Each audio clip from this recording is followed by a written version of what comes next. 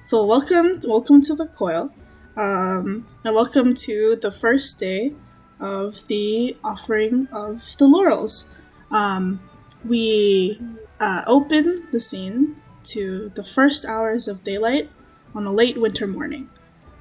These are like the hours when colors dappling through the tree line are like this kaleidoscope of orange and red light, and blue and green shadow. On any other day, the only ones to sort of witness this very quiet morning time are the fields surrounding the outskirts of Turnirod Shrine, where you all are now. The only creatures to witness them are usually the birds and maybe the farmers who have to wake up early and get out there and sow the wheat and whatnot.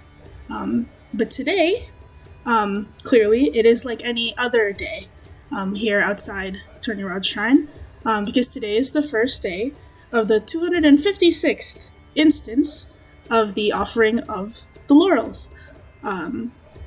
So you all know what the offering of the laurels are. It is like the sort of Olympics slash Hunger Games slash incredibly broadcasted to most of the coil competition that's held for fun, rotating locations, and this time we're in Turnirod Shrine on DF Island up in Lower Orchard. So it's actually the first day of the actual tournament. The night before, you all sort of trickled in the last couple days, and the night before you got to find out who your like where you're going to be, but you still kind of don't know where your teammates who your teammates are, because that process is actually about to happen early this morning.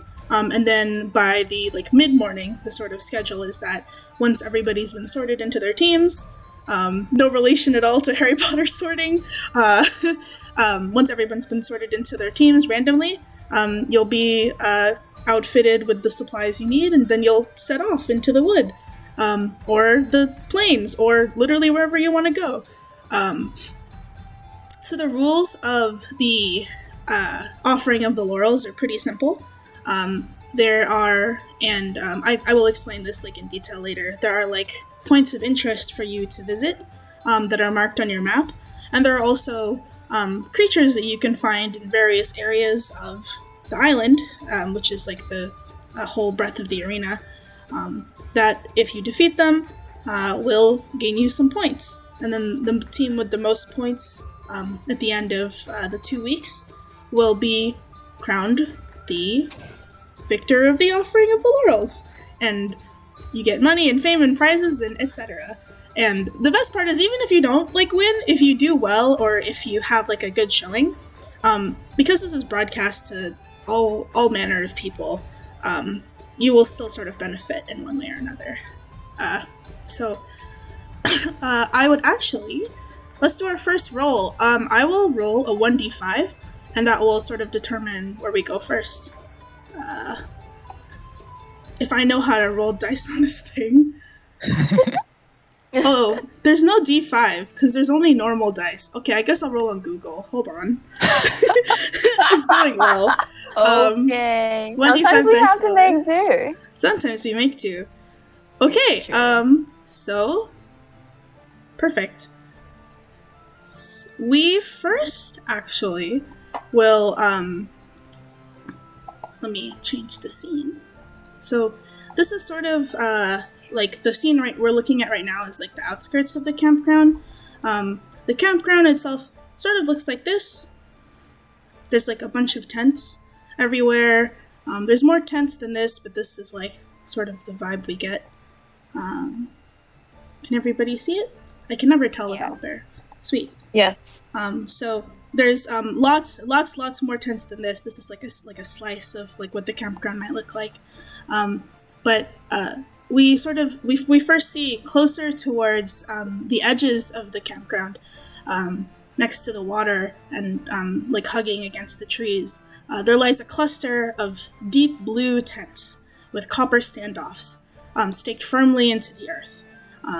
There is a singular flag, like a flag-bearing post, outside the largest of the tents, and on that flag is a shimmering copper drake coiled around the contours of a jagged-looking mountain. All of that sewn onto a sea of that same navy blue that the tents are made of. So we know that we, as like the viewers, TM, know that this sort of collection of tents belongs to the dwarves of Wyvern upon Stone. This is the largest of the dwarven coalition settlements in the coil in general, but especially in Lower Orchard and in the Anthracite mountain range. These dwarves are the coalition, are practical folk, if not like fancy in their and ostentations in their countenance. There are few others with resources and stable concentrated power in the wilds of Lower Orchard, with the nature of how wild it is. And there are few organizations that are that have the ability to sponsor a champion through the offering of the laurels, let alone few organizations that are sort of expected to do so. But the Dwarven Coalition, the dwarves of Wyvern upon Stone are the exception.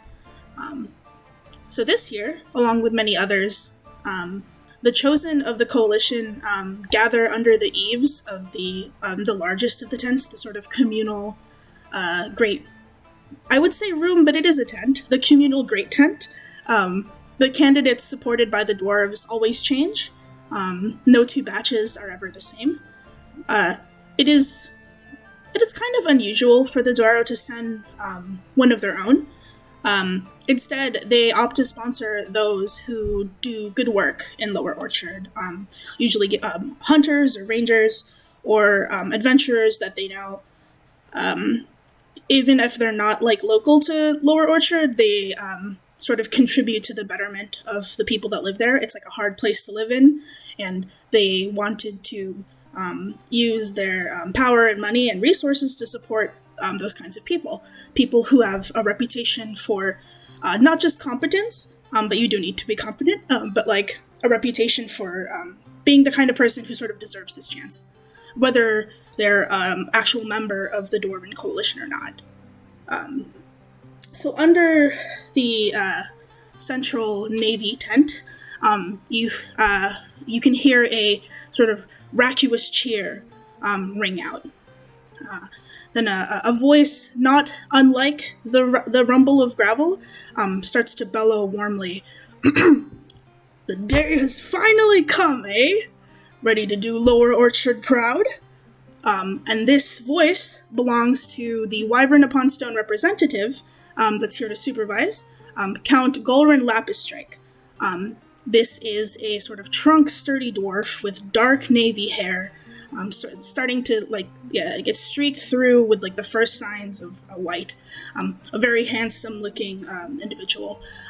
They pound their breakfast beer flargon onto the table slowly at first, once, twice, and 3 times more, until the crowd comes to attention and starts pounding their beer or juice or water or other breakfast liquid along with them to the rhythm of the rest of the mess hall. Spirits in the tent of the Dwarven Coalition are high, and with sort of like one last cheer, the final celebratory meal before the beginning of the laurels begins.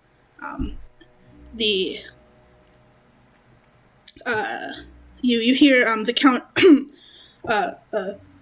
sort of clear their throat one more time, and they say, "The Dwarven Coalition wishes our champions all the luck in the world. May you be as sturdy as stone, as true as steel, and so they sort of pause to take a sip and then burp a little. Unbending as the oak. Do the orchard proud." And then, like, the room cheers, and then they sit back down, and then the meal starts to begin again in earnest. And it is within this room that we sort of see the collection of folk that are gathered. Again, most of the people here are dwarves because they're the ones sort of doing the upkeep of the tent. They're the ones who set it up, take it down, sort of working as like the help in that way, the support. But we do see a couple of the champions that are supported by the coalition. We see a. Let me open my other tab. Sorry. We see a green tinged sort of half orc. They're like hunched over, kind of short, real kind of small looking for a half orc. Really, you would think they're like most half orcs are half human, half orc, but like this looks like to be someone shorter than most. They look pretty young, and they're sort of like hunched over their meal, just sort of picking at some of the corn on the table. You can tell that they are part of the laurels due to the little laurel pin that is, given to all of the participants at the start, and it's pinned somewhere on their person. I think it's on their little cloak. The camera sort of pans to another person. This time, it is actually a dwarf, and you see them laughing boisterously. They've got purple hair and purple beards and sort of like a deep tan.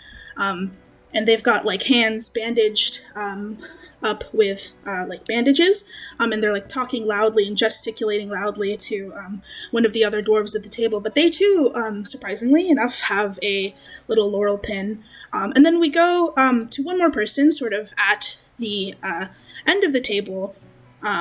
You see a earth genasi with like onyx skin, hood up, kind of like a ranger vibe to them.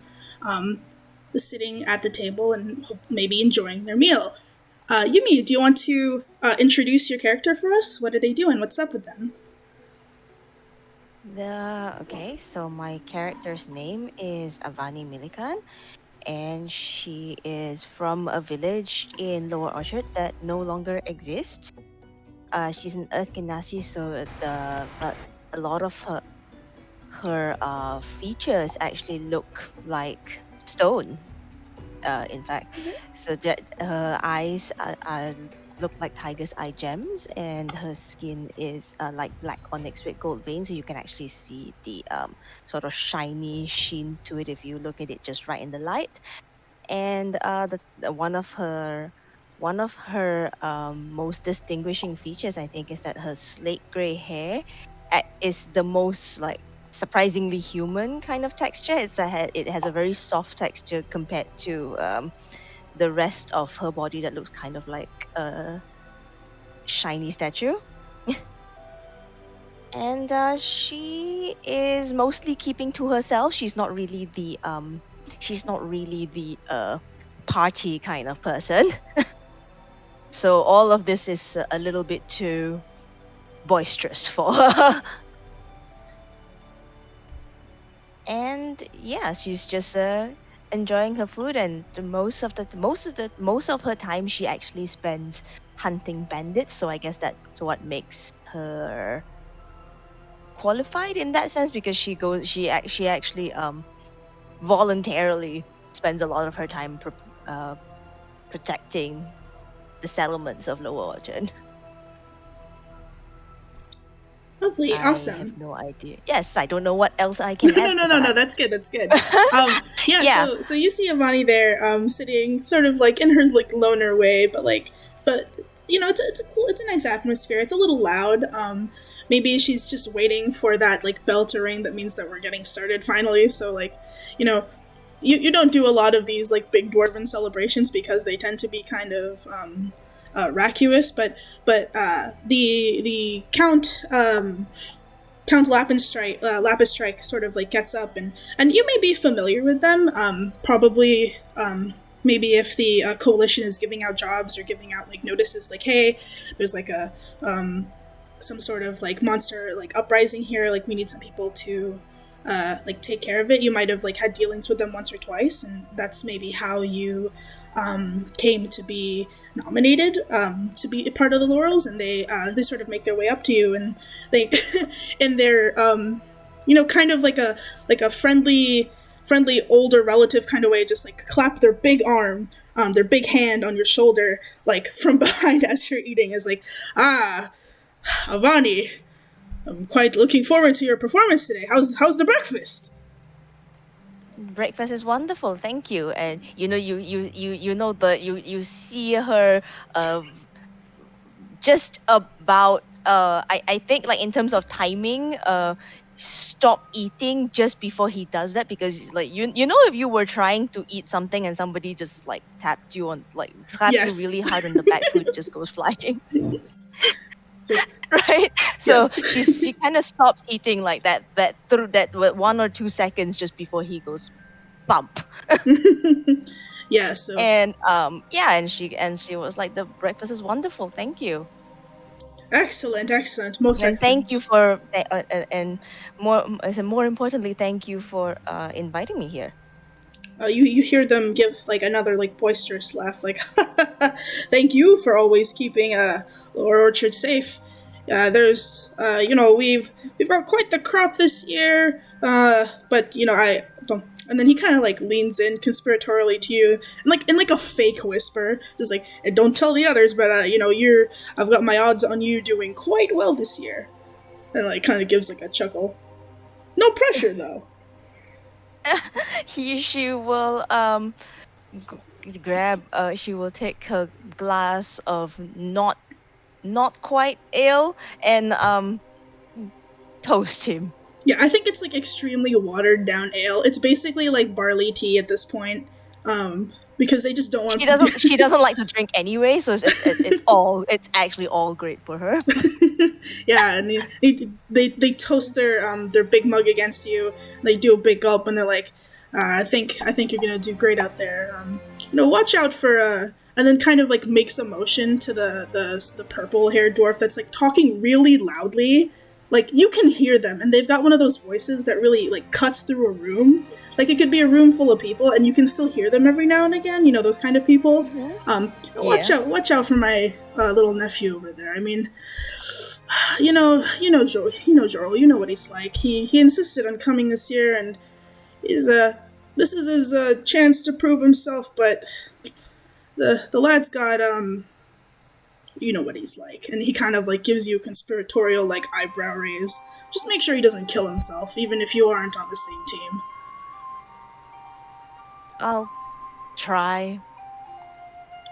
You know what? I'll take I said, try. I'll Try's good try. enough. He was like, I'll try. You know, a lot of factors involved in this game, right? Yeah. I think yeah. Oh, I don't know what I'll tell his mother. And he kind of like starts muttering, like walking away to himself to like probably like lecture poor Jorl a little more. The name of the purple haired Aw. dwarf down the way. The poor kid. Yeah. Well, he asked for it. And then sort of as they walk away, the camera sort of zooms out, and we're sort of brought back to the main like campgrounds. It's kind of like there's an eagle kind of circling above, trying to see where we're gonna go next, which means I have to open my 1d5 roller again. um, cool. So this time we are actually sort of shifting gears from a like a very like warm atmosphere in like a very big tent complex. We sort of see the camera like zoom into like a part of the camp that's kind of closer to the middle, and then as it sort of gets closer to this area of like tents, it becomes like quite clear that these tents are like they're not affiliated with each other whatsoever. And you can see people sort of milling in and out of like the tent complex. There's one like there's a couple like really large communal tents, but it seems like these are the individual sort of housings of people who have shown up to the offering of the laurels without a large sponsor. Generally, the mix tends to be 70% sponsored, 30% individual competitors. The individual competitors, maybe a third of them are from the lottery, and then the rest are people who may or may not have paid a tidy sum in order to participate Wow. in the offering of the laurels. But the sort These of things section, do happen. Nepotism lives. oh yeah, capitalism. Hey, I need to give you guys a big bad These guy things do somewhere. happen. Yeah. For sure. So we sort of like zoom into the part where the individual competitors have mingled, and the tournament organizers, the monks of Turning Rod Shrine, have have like sort of set up these communal spaces, and we see one tent in particular. It's gray, and it's like just enough size for like one person, basically. And like where the others are sort of tournament tents and some are sort of larger structures, this kind of just looks like someone's like backyard tent for like weekend camping. The gray tent, is situated next to a bunch of like other individual tents that look a little more impressive, but not like ostentatiously so, right? And then like the camera sort of zooms into this tent, and it's cozy inside, right? It's nice. It's got like a cot. There's some shoes on the like right outside the tent. I think there's like a backpack, and then sort of lying in that way that like corpses lie down, with like their hands sort of like settled on their chest and sort of staring straight up, like eyes like staring straight open. We see the blue the blue haired wonder himself, Kevin. Kevin, you actually arrived to the offering of the laurels literally 1 week too early. You showed up having read the invitation at, like, you switched the numbers because you didn't realize that people from Lower Orchard do month first and not day first, like they do in Asbria and Bellamy and literally everywhere else on the continent. So Kevin showed up a week early. He's been in his tent trying to find food for the last 6 days because the sort of festivities and the setup has only happened in the last like 24 hours. So Kevin, you are maybe looking a little more worse for wear, but you are maybe finally glad to hear that like, there's other people around me. That's good. But you've been sort of laying awake in your tent, listening to like the bustle of people around you. What's Kevin feeling right now? What's he look like? What's he doing? I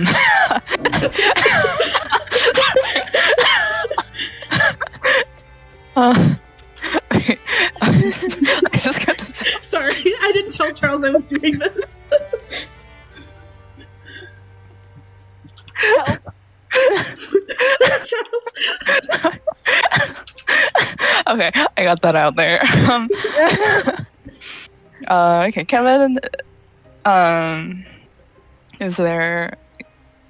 So like, has Kevin you already eaten, or like, is Kevin like too dead to like, even get up right now? I think you literally like just woke up like 5 minutes ago. To like the sound of like maybe like a bell in the distance and like the faint like Beel's up, but like you're not sure because you just woke up. Wait, are these free food? Okay. Okay, Kevin like kind of like smells the festivity and like in absolute hunger, kind of like climbs out. And like on fours out of the bed, and then barely stands up. On all fours. And like on all fours. My man.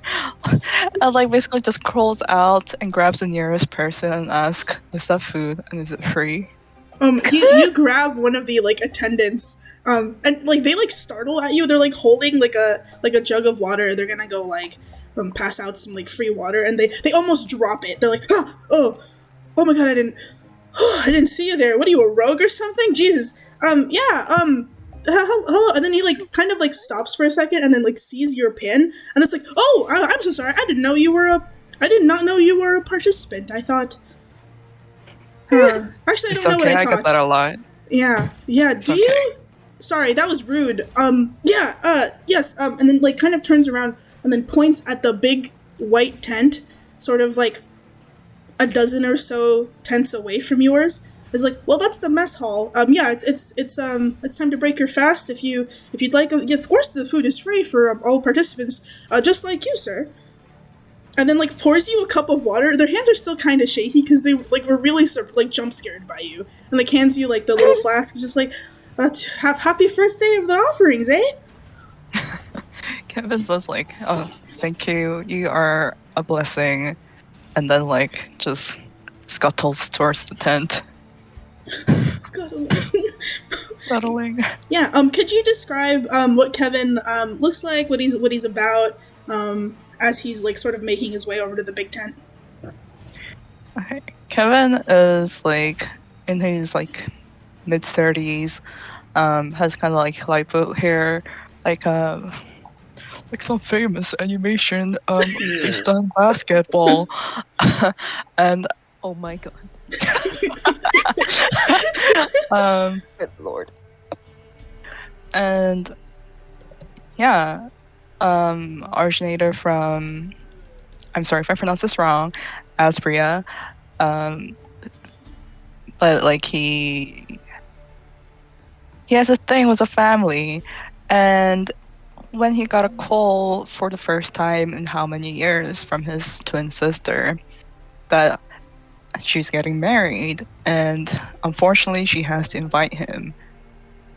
And he's like, he does not want to go. He does not want to meet his family. So he's like, you know what? I can't go because, and as he was trying to think of an excuse, sees this like leaflet on the table that says coil, and like on the same day as the wedding. So he says like, I can't go because I am partaking in coil. And yeah, that's how he ended up there. And of course, he does not know anything about what's gonna go on, and arrived way too early. We And have now, like the sneaking suspicion okay, that Kevin doesn't know what the offering is, and he just he showed does not up, know. Yep. and somehow he got in by lottery, um, and he showed up a week early, and here he is. Yeah, I think he probably just thought there was free food involved, which, you know, he was right.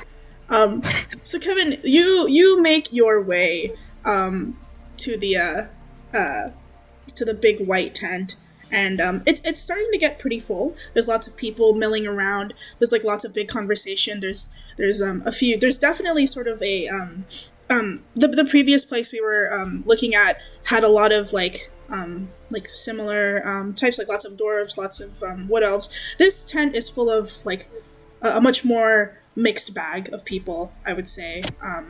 I think you like make your way, sit down.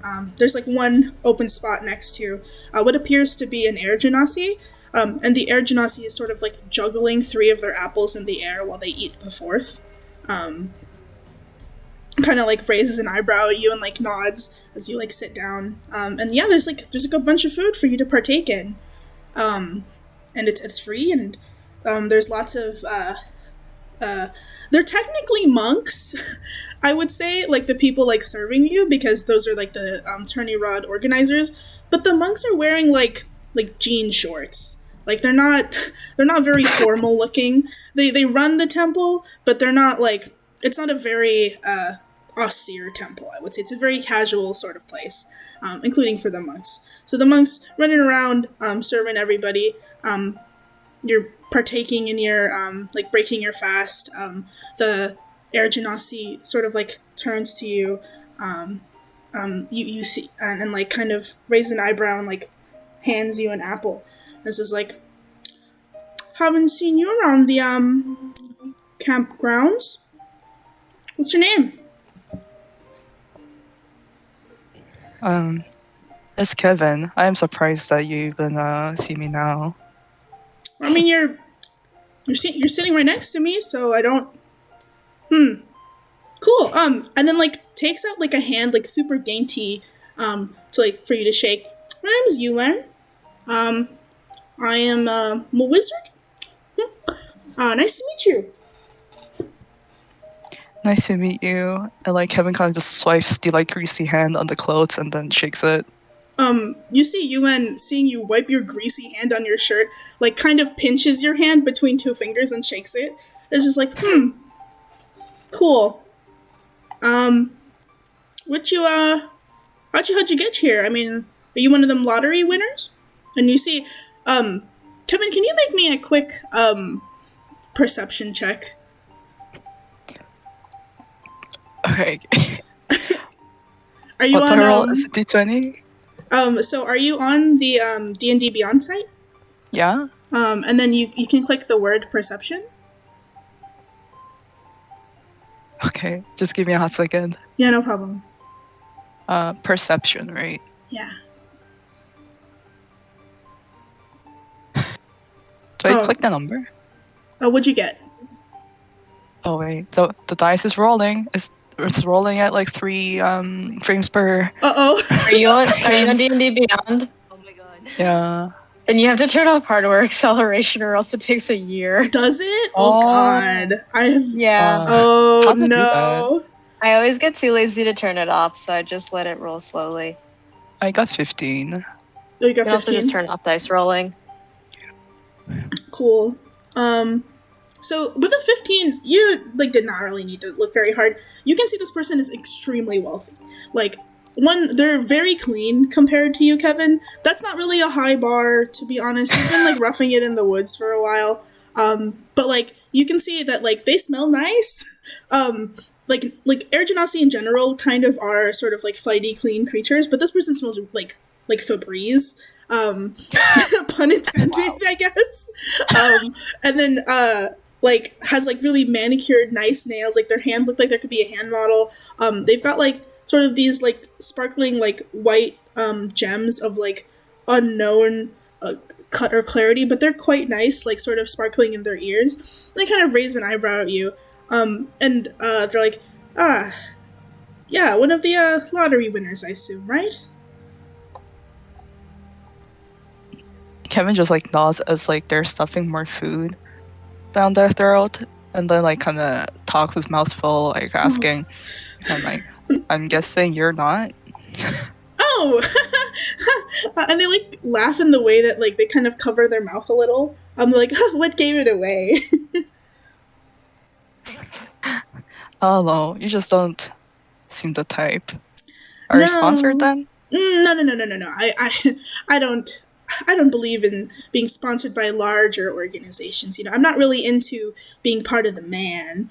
Not in that way, anyway. No, I really wanted to. It was my let's say milestone birthday. You know, nobody reveals their ages these days. But yes, it was my milestone birthday, and my papa was kind enough to let me pick whatever I wanted to do this year. And lo and behold, I've always wanted to get good seats and like a live view of the offering of the laurels. And what seat is closer than participating, right? Kevin just like awkwardly like nods and like makes an sound. Yeah, this person just starts talking at you. Like, I don't think they even wait for you to respond. But if you let them, they will just start like talking about their life, talking about like their papa and like sort of like what they expect to see at the games, and it is sort of like a running like commentary. And then you kind of like, Kevin, you can realize with that 15, there's like a reason why there's nobody really sitting around this person. Like the other, like this was one of the only open seats. And like you're starting to get the feeling maybe, oh, okay. Yeah, no, I get it. Cool. But like this person will just talk and talk and talk. And sort of halfway between them telling you about their recent vacation to the their one of their timeshares in Miori Shoals and Haiin, one of the attendants like comes up to you and sort of taps you on the shoulder. You're what does this say? Kevin? Is that right? Sorry, I think yes. Oh, this is Yes. okay. Sorry. What's your last name? I think they put your first name in twice. No, they got it right. See, you see how it's spelled differently for the second Kevin. They like flip it to like show you. It just says Kevin twice, like your first name. I'm used to this. Oh, And like, do they have a pen I can still steal for a second to like correct the correct spelling of Kevin? yeah, sure. Hold on. And they like take out like a magically inked quill, like they hand it to you. What do you need this for? And just like writes it on the paper and fixes the spelling for the second Kevin. It's Kevan. Oh. Okay, yeah, that makes more sense. I was wondering what kind of parents would name their kid Kevin. That's kind of fucked up. Anyway, yeah, this is a letter from you. This is addressed to you. Take it. I got my mail like rounds to make, and he like pats that a big sack of mail around his hip. Actually, and before like you even can respond, they like put it in your hands and then turn to Yumen who's next to you, and it's just like you're you when Atto, and the air genasi like raises one eyebrow, it's just like who else would I be? In that sort of way that they've been, and they have like this is the only time they've stopped talking is when they were addressed by this person to you. Like the entire time you were talking to this guy, they did not notice. And then the male person hands them literally like 4 boxes worth, like pulls them out of a sack that looks like it shouldn't be able to hold packages of this size.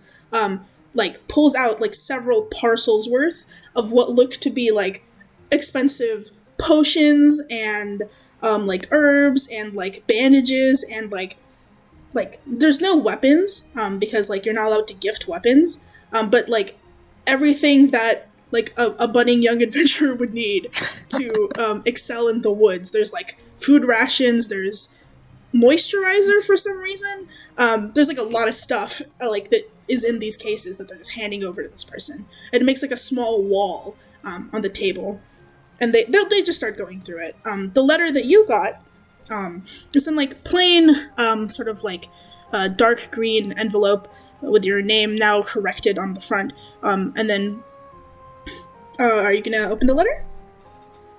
Sure, just kind of like cuts it open really raggedly. And then as you cut it open, you hear, you see the letter starts like sort of floating magically, and like the actual paper inside like starts to slip out. It starts to form this sort of like mouth shape, and then you hear a very familiar voice start to speak. Hey, master, it's me, your student. You left. I don't think we were able to catch you with the letter. Hopefully this finds you well. Wanted to tell you you left a week early. I'm sure, well, you probably know that by now. You left the door open when you left, and I think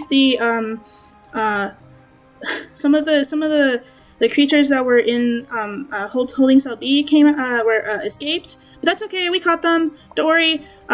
Everything's gonna be fine back home. Do your best. We're rooting for you here. Please don't touch anything that looks like it could eat you, or poison you, or maim you, or burn you. At that point, Kevin just kind of shoved that back into envelope, embarrassed. It'll just keep going. All right, thank you, bye. And then it slinks back into the envelope, and then like magically sort of reseals itself back shut. And you know that was from your student.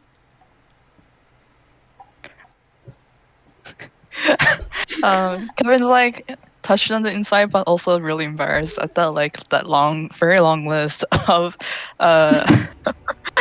troubles that one can get into while traveling. Hold on one second. Ma, I'm doing D&D right now. Sorry, my mom was calling for me. Okay, I'm back. No problem. And then just turns around to Yuan and seeing how she obviously comes from rich old money, so kind of puts in a kind of marketing smile and like and like kind of ask after like, wow, look at all this stuff you got. Oh, yeah, so my papa gave me, just a little starter kit. Is very sweet of him. Well, I don't think it was him. I think it was his. This is from Natilda, so this should be from his second wife. Yes, she loves to watch this sort of thing with me. That's how we, what is it called? A quote unquote bond. So it's quite nice of her to send me some, some necessities for what's going on, what's going to be happening in the wilds. We're roughing it. Actually, and then she like starts to like rummage through some of her things. She pulls out a face mask. It's like sealed in like this vellum pouch. It looks really nice, like really really nice. Like you probably could not afford this after like 2 months of work.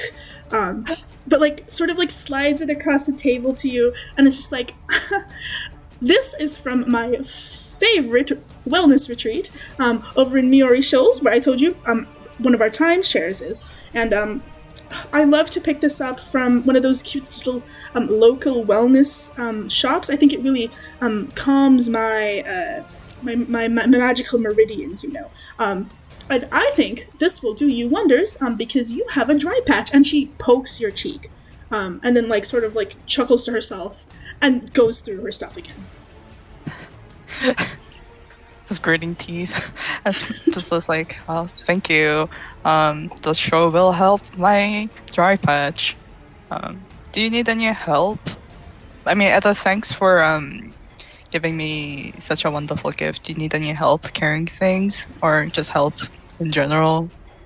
Oh, well, yes. Actually, yes, that would be wonderful. I need to get this back to my abode to sort of organize everything. I've got a couple of bags of holding, but the organizational system. I don't have my assistant here who usually does it. I really could use the help. Thank you so much. And she starts piling the boxes in your arms and like gets up. And Kevin just wobbly follows behind. Yeah, and then so like we see you and Yuen like start walking towards their tent, and it is it's like surprisingly close to yours, but you couldn't tell because you thought it was one of the communal tents, like one of the smaller communal tents, but indeed it was just her individual tent. It is like a 2-story sort of affair, and it has like it's sort of like laced with pearls. And it's like gauzy teal blue, and it's very impractical. If it were to rain, this thing would melt. But it looks really nice, and it smells really good. So you kind of see the camera pan out as the two of you sort of walk to this tent. Yuen's arms completely unburdened by anything except for like 2 more sheet masks that she's sort of like reading over, and your arms kind of like struggling to balance like the Tetris boxes that are in them. And we sort of will like zoom out and we'll see who we encounter next. That's Kevin. Oh, perfect. Okay. So now we, in sort of a shift from Kevin, we will go ahead and let me see. 1, 2, 3, 4. Perfect. We will move over to. Very close, actually. So it is, hold on. One of the, I'm trying to find my notes. I'm sorry. Okay, yes. So it is actually, within that same, it's really weird. The camera does like a weird thing. It almost like stutters. It'll like zoom out and like see like out of the communal tent where Kevin and, Yuen were like walking away. It like stops for a second and then it starts to zoom back into the communal tent, and it'll sort of go back inside and you see it glaze past where Kevin and Yuen were just sitting, and just across from them you see two fellow like Laurel competitors locked in an arm wrestling match. One of them is a teal-skinned tiefling. She has her like it looks like a really dainty hand, but it is like quite strong, and it's like holding like very steadily in the middle, sort of like shaking just a little bit, but not too much against this the person on the other side, who appears to be a centaur. It's like half horse, half human, like human torso, horse body, and there's like a bunch of like other competitors sort of like cheering around them, and the two are like locked in like an arm wrestling like combat. You see the centaur like smirk, and she has like this. She's like dark black hair, and like the hair is sort of woven, interwoven with these little like violet and blue tulips. And she chuckles a little bit, and she says like, "Oh, Verity, I'm so glad that we're in this together. Finally, I can show you that I'm the strong." And then like as she says strongest, like her hand sort of like lurches back as the tiefling like gains purchase a little bit, and she's like, "Oh, okay, don't, don't." And you see the tiefling doesn't say anything, but Verity, as you hear the centaur call her, just sort of like smirks.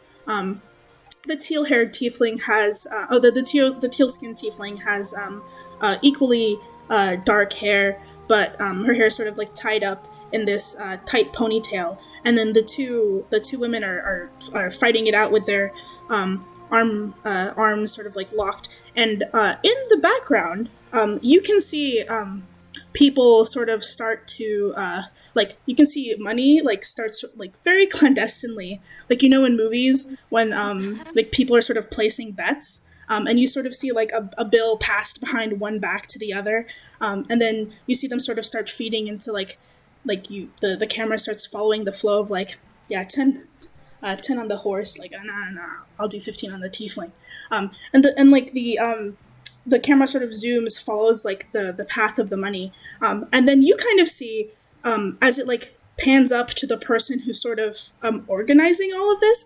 They have a clipboard in their hands, and they're not shouting because this would like bring attention to the fact that there is a money match arm wrestle happening in the like breakfast tent, but they are sort of like very slyly being like, yeah, okay, so we got 15 on the centaur, and then you, sir, with the hat, you want 13 on the oh, you'll do double or nothing on the tiefling. Good show. Nair, would you like to explain to me what Sonmei looks like here, and what she is sort of, what kind of crowd she's sort of bringing? Okay, so like Sonmei is a sea elf, tan skin with very curly, dark, like purple bluish hair, that she has like tied up in a very small like ponytail like around her neck. She's got, I think like one of her like most like distinguishing features is that she's wearing like clothes that you might typically see if you went to like overseas somewhere in Southeast Asia for a vacation, because she does come from a vacation town. Unfortunately, because of the influx of tourism, a lot of the available clothing has just sort of like stabilized into like this sort of like patterning. So she's like dressed like fairly colorful. She's got the other like kind of discerning feature that like she has, besides like the gills on her neck and the freckles on her shoulders, are her two eyes. One of them is a kind of like a gradient, an orange to yellow gradient. The other one is a blue to purple. The pupil on the orange one is slightly strangely shaped, a bit like a cross. On the other hand, what can I say? She's here to make money. She's very excited about the crowd that this is drawing. She's counting the number of people. I don't know how long the like dick fight has been going on so far, but like she's praying it ends soon, because the minute the authorities are coming in here, she's gonna. That's an opportunity. Okay, I want this cash. Yeah, she's just going like between the people, like asking, like keeping track of the records. She's got this like kind of huge like long sword on her back, which is carefully sheathed, because if anybody's gonna get caught for something illegal, like it sure as hell won't be her. Not for now. Yeah, that's her. I'm just like walking amongst the people, making sure that like the money is going to me primarily. I'm looking at the two women who are fighting, and how long, DM? How long have they been wrestling? So they've been at it for like a minute and a half, and All right, that's so good. and then the centaur like looks at you like really like just a quick look, like a checking look, as if almost to ask like, is now good or no? Trying to like gauge your reaction.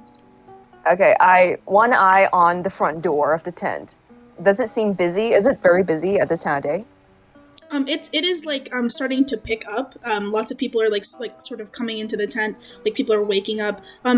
Earlier you saw like a huge what looked like mountain of boxes just walk out of the tent by itself.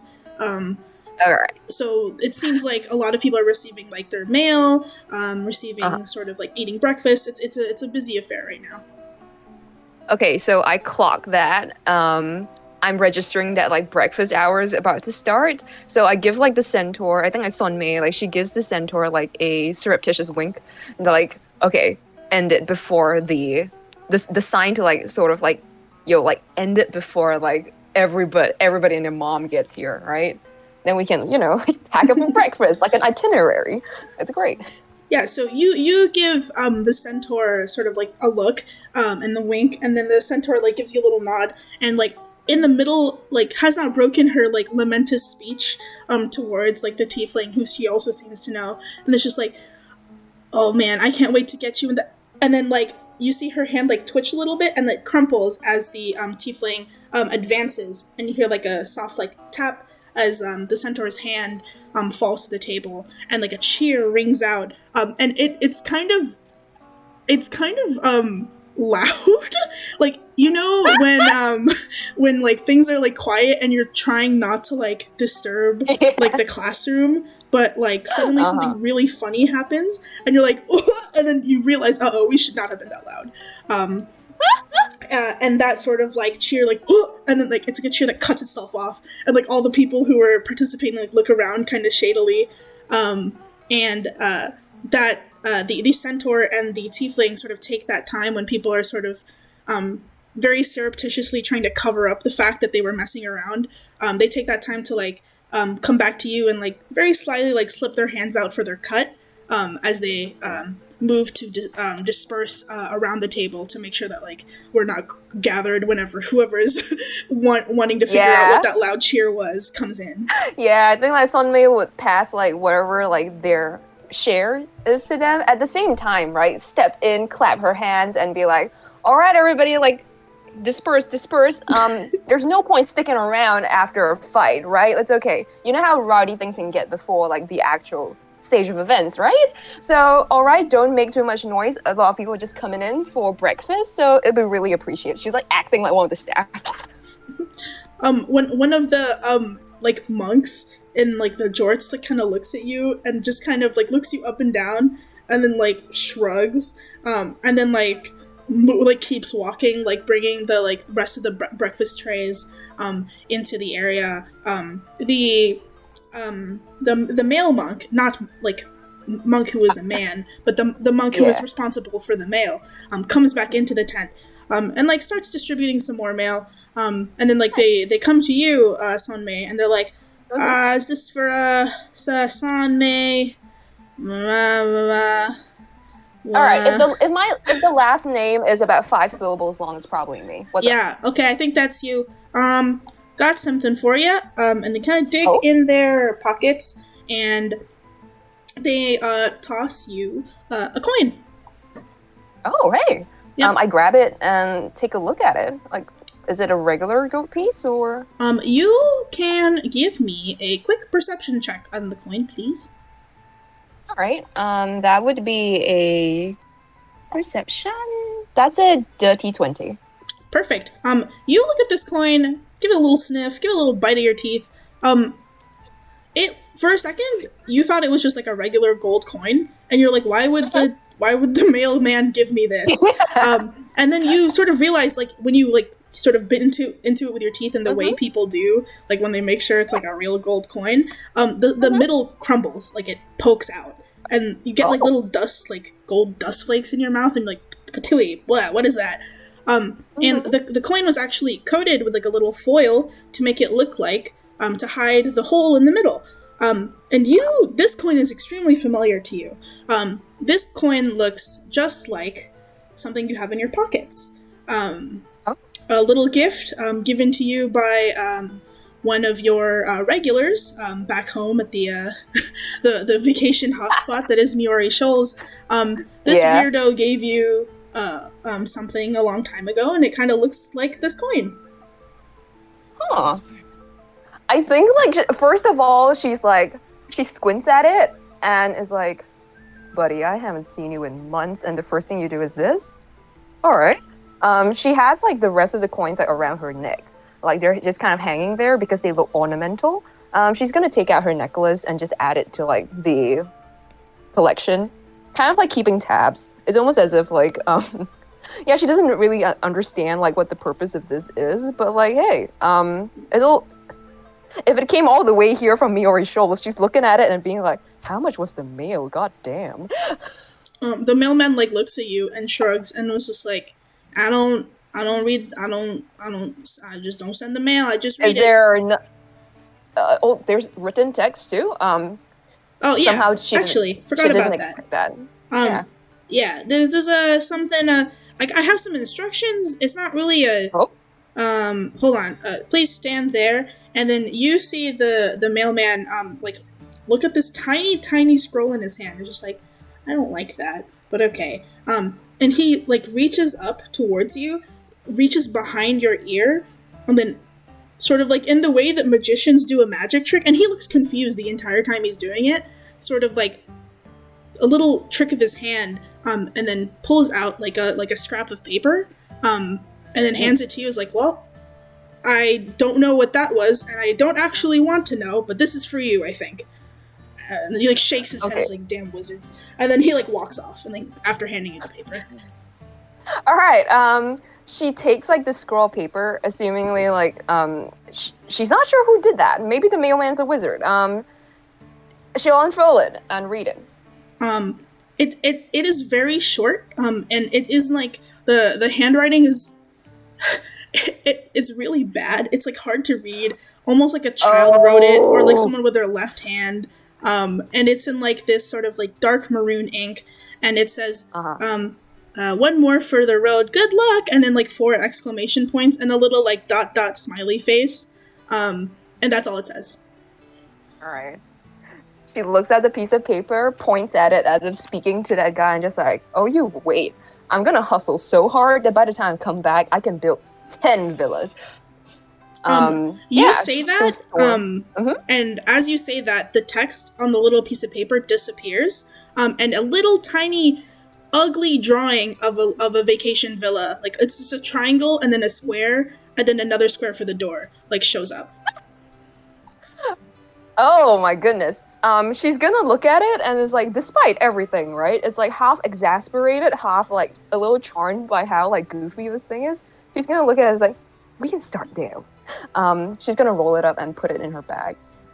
And since it's breakfast hour, she's gonna fucking grab a Tupperware and start looting the buffet, I suppose. Oh my god. Can you roll a dexterity check for me? I want to see how many rations worth you can loot from the breakfast buffet. I got a natural 20 for that. Oh, no way. Okay. Asian. Oh, okay. So mate, you shovel what looks to be 3 days worth of rations. Like, you have to kind of eat them within a day and a half, or else they'll go bad. But it's 3 days worth of food into your like beeswax wraps and like little wooden Tupperwares. Yeah. It's good food too. A lot of it is like vegetarian because like again, this is still technically a monastery. It's technically a shrine, but Right. like it's like full of cheese, and like Ah, full of yes. like quail. There's like seasoned quail eggs. There's lots of like Mm-hmm. stuff that would keep at least for another extra day and a half or so. Nice, nice, nice. All right. So I think like she's not gonna do anything like strange for the morning since it's the day's just beginning. So probably just gonna find like a space to sit down, take stock of like the food I have, and also try and figure out like how to reverse engineer some of the more unusual recipes. Yeah, you can do Yeah, that. that's what I'm The doing. sort of like people around you, who were part of your little betting ring, like chuckle and they like start like striking up conversations with you, and the Yeah. like sort of volume level of the tent goes Uh-huh. back to normal, All as like right. sort of the Awesome. morning stretches on. And then Yeah. we'll sort of like zoom out, and then we'll oh sorry, the Dwarven coalition is called the Wyvernstone Coalition. Sorry, I forgot. Wyverns, what? Wyvernstone. Wyvern stone. Yeah, as in like Okay. wyvern upon stone. Okay. Yeah, so that's Thanks. the coalition. I That is just literally I what I feel wrote in my notes. I wrote Wyvern upon stone. Yeah, that's the name of the their capital. Okay, cool. I did it right by Nice. okay. accident. I feel like I should remember like who is the sponsor. Just Yes. yeah. Seems kind of Your really sponsor important. too. Don't worry about it. They won't mind. Okay, yeah. So we'll kind of like zoom out, and that's sort of the individual competitors tent. I guess you only have two more choices. Let me roll a. I can roll a d2. I can do that. Yeah. That's an even number. Thank You're gonna God. flip a coin? I can flip a Ooh. coin. Okay. Faye, you want heads or tails? Tails. Okay. Heads. Okay. So, um, Nice. we zoom out of the communal tent, and we sort of see the camera slash drone slash hawk with a GoPro strap to it, whatever is filming this, fly around the campground a little bit. The sun is like starting to rise a little bit more now. It's starting to that sort of early dawn stage is over, and it's well into like it's 8 a.m. Like people are bustling. The campgrounds are alive. People are moving. Like lots of crates and like packages, and people are moving here and there. And we sort of see as we zoom out, the camera shift to focus towards these the section of the campground that is closest to the lake. So this is Mr. Lake. No one is really quite sure if it is named after the mist that rolls upon the lake through most of the day, or if it is named after men. Like it is a formal Mr. Lake, but it is spelled Mr. Lake. And it is the lake that is the largest body of water on DF Island. Uh, the offering campgrounds are just on the other side of Mr. Lake from the actual Tourney Rod Shrine, which is where all the monks live. But on the sort of shores of Mr. Lake, you see these unmistakable deep maroon and brilliant teal tents. This is one of the Asbrian delegations present at the offering, the Eastmoreland Imperial Academy tent complex. There are many of these tents. They are large, they are ostentatious, and it almost seems like a little city's worth of buildings. And it's kind of a little unnecessary at this point, but it's a little also a bit like a dick measuring contest. Like we have a lot of tents because we're powerful or whatever. You see these this like collection of tents sort of tethered next to the lakeside. You see the Imperial Academy's flag.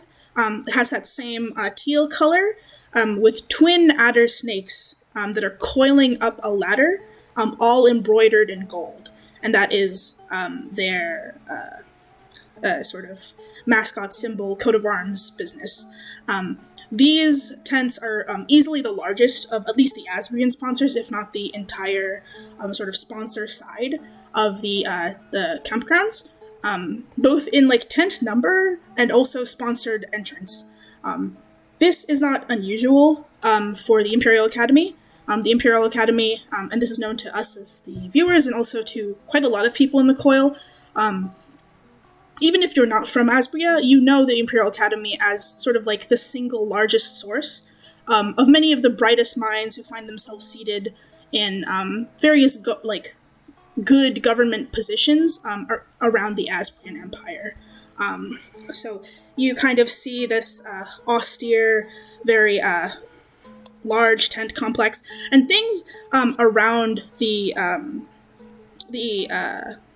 Eastmoreland Imperial Academy tents. They're not as loud, I guess, as the other tents. They're not nearly as sort of unorganized and like riotous as the individual competitors, and it's not even as rowdy as the Wyvernstone Coalition tents. It's quite. You can see what like pairs of soldiers sort of like making their rounds, kind of walking between tents, rousing people in the individual tents, like sort of bringing them to the larger tent. And one of these one of these tents looks quite different from the others, and it's really like obvious to see because it's a sea of like maroon and teal tents, and they're all very orderly and they're very sort of, I wouldn't say militant in their way. They're quite they're expensive looking, and they're quite well decorated, but it is a very how do I say it, like very classy, formal way of like decorating. That is not the case for the tent that we are looking at now. It is like a pretty large tent too. Like it's a large individual sized tent.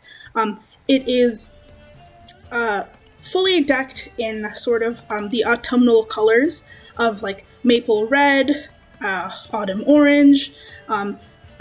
There's like silks and colors sort of draped around this tent, but it is like, it's really nice. It's also expensive, but in like a very different way from the rest of the Imperial tent. And it's a little strange that it's here, but it is because the occupant of the tent is not exactly part of the academy, but also kind of part of the academy. We like zoom into the tent, and then we see a autumnal eladrin sort of sitting there, like has like a nice like tea table, and let's just kind of like sipping their like breakfast tea, and they have like what looks to be the Asbrian, not the Asbrian, but the like local coil newspaper, where it kind of talks about like, the 256th authoring of the Laurels is upon us, and a lot of stuff about the competitors, and you can see their eyes like sort of scanning like really quickly, trying to see. We're not really sure what they're looking for. Maybe it's like, information on the competitors. Maybe they're literally just looking for their name. Who knows? But they're sort of like scanning through the newspaper. If you like sort of see in the background, it's a little blurry because we're focusing sort of like shortcut to this like autumnal eladrin. But you see what looks to be the silhouette of a giant battle axe sort of leaning up against the wall next to them. And the axe, like, it's I wouldn't say it's bedazzled, but it's close. Like, it's incredibly like well like decorated, and it looks expensive. It looks kind of ornamental almost, but it's like sort of leaning around against the back. And Rain, why don't you tell us a little bit about this eladrin sipping her tea and reading the news? So, my autumn eladrin is called Merlin, and she looks to be very frail. So she looks very skinny and whatever, like, yeah, and she has a fur coat on, and she's wearing a short dress, and there is ribbons decorating around her coat, and her eyes are quite particular because it has kind of a flower-like pattern in it. And she also has a very unique hair ornament on the left side of her hair. And she looks She doesn't look like someone who can live awake, I would say. And she is just there sipping the tea, thinking, wow, this is kind of awful. Like the tea's flavor. And yeah. She's like, I know this is the like Asbrian provided tea, but this sucks. I have better tea at home kind of vibe. Yeah. Yeah, as you're sipping your mediocre mid tea, you like sort of hear a somebody like clearing the throat outside your tent. Miss Irvin, the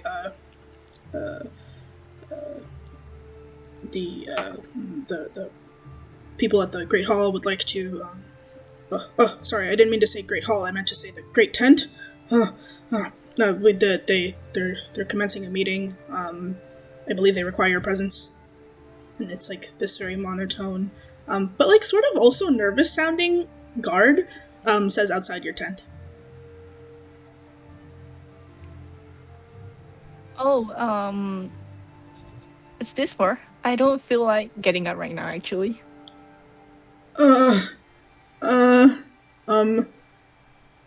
Sorry, what? Okay. Yes, that's acceptable. I suppose I shall go. Okay. And then you hear like sort of like the quick shuffle of boots. Like you could tell he was not expecting that answer. Because like most people in this complex, they're very like they know the rules. They know to follow. It's a very like it's not strict, but people know what they're supposed to be doing. Anyway, he like you hear him shuffle away, and like maybe a couple minutes passes, and then you hear like sort of the boots again, but this time they're sort of accompanied by another set of footsteps, and outside your tent, you hear the guard like clear the throat again and say, announcing the sorry, and then you hear what looks like it kind of sounds like they're being elbowed in the stomach, and they could go. I mean, announcing the presence of ministerial servant Agent K here to report. Ma'am, sir, and then they do like a salute, and then you hear like the sort of shuffling of your door, not door, like your tent flap, and then it like opens, and then this tall tan looking Asbrian woman walks in, and she has sort of like a very like straight posture. She has this like light purple hair, and it's like braided very tightly to her head, into like a thick braid, like middle braid in the back, and she looks very how do you say how do you say someone who looks like very generic but also very intimidating at the same time? Like this is someone who has like a very plain face, but also has like an aura around them. So like this person like walks into your tent, and like clears the throat. She's like, Miss Merlin, I know you come recommended by the wizard C, but there are some things that I'd wish to discuss with you before the laurels are to commence. You are here, after all, on imperial time and money. So Merlin will actually look over at her and say, "Oh yes, coming, take a seat beside me." You see this woman raise one eyebrow, and she moves silently to like sort of sit across from you, and she has like a sheaf of papers in her hand, and like within them are like very evenly spaced, like monochrome gray tabs, and she like flicks to one, and she like hums under her breath, and she like reads this, and she has like very straight posture, and she says, Miss Merlin Irvin, eladrin, age and like looks at you and then looks at the thing. And Merlin, can you give me like a quick perception check? Perception. Yes, Okay. please. 15. Yeah, you can see, like, I'm sure you're nosy. Like, you're a nosy bitch. You're, like, looking over at, like, her paper, like, what does her file say about me? And you can see, where it says age, it is, like, redacted. It has been, like, blocked out. And she, like, sort of, like, tilts her head a little bit to the side. Undetermined, seem to be a... And then it goes to class, and it is also blocked out. And then she, like, raises her eyebrow once more and she's like, tell me again how you were related to Magician C, Wizard C. Oh yes, we were classmates at the Magic Academy, was it? Yeah, we were classmates, and I kind of dropped out halfway, but we kept in touch because we're good friends. She like blinks once, very slowly. Maybe in the same way that like a cat does when it likes you, but you can tell that's not the case here. It feels a little more threatening. She blinks once and she says, "Right, an academy dropout." And flicking through the pages once more. You understand that this is a, how do you say, a very prestigious spot to be in. We normally only sponsor our own students here and our own potential graduates. You are quite fortunate to have been filling a spot for one circumstantial dropout. Tell me again, do you recall what your contract says about your winnings? Should you find yourself in a favorable position at the end of this 2 weeks? Well, the thing is, I was just invited to come here, so I don't actually know what this is about. Can you just give me a TLDR because I don't really care either. A Tealdar. And you see her like look out at the tent, like at the tent entrance where like the guard is, and you sort of hear like the clanking of like boots as if like someone had like strained to attention, even though they did not know why they were straining to attention. Like they just felt like they needed to. And then she like turns back at you. It's no matter. And then flips to another tab in her portfolio. She's like, I have your. It is a good thing that it is standard procedure for us to ensure that there are 3 copies of the contract at all times, one for the Imperial records, one for the Academy records, and one for the participants should they be bereft of their own copy. Hands you a copy of an incredibly dense contract. Here are the terms and conditions of your sponsorship to the 256th, mark that 256th offering of the Laurels, sponsored primarily by initial party Wizard C, class A6 Wizard with the Empire, and then sponsored secondarily by the Eastmoreland Academy here, and then you may sign there. And just kind of marks one spot, and also flips to the other side of the contract there, and initial there, and there, and sign finally here, date there, and then one more page in the back, and then a blood thumbprint, if you would, just for infernal purposes here. And then hands you this. You don't seem to be the type to carry around any writing instruments. So, if you would use this notary enchanted pen, it would be much easier to deal with the subsequent notarization of your work later. And hands you this like magically enchanted quill. Like we see it, and it like ostensibly could be similar to the enchanted quill that the mailman gave to Kevin, but this quill looks like 40 times more expensive, and it's also made of solid gold. And then hands it to you.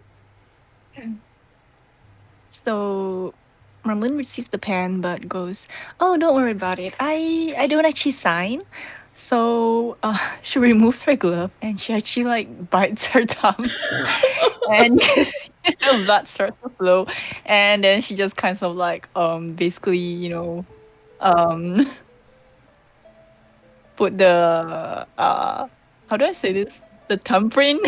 Does she just put her bloody That thumbprint she everywhere has where the she was bloody supposed to thumbprint sign? everywhere that she was supposed to sign. Yes. Oh, girl.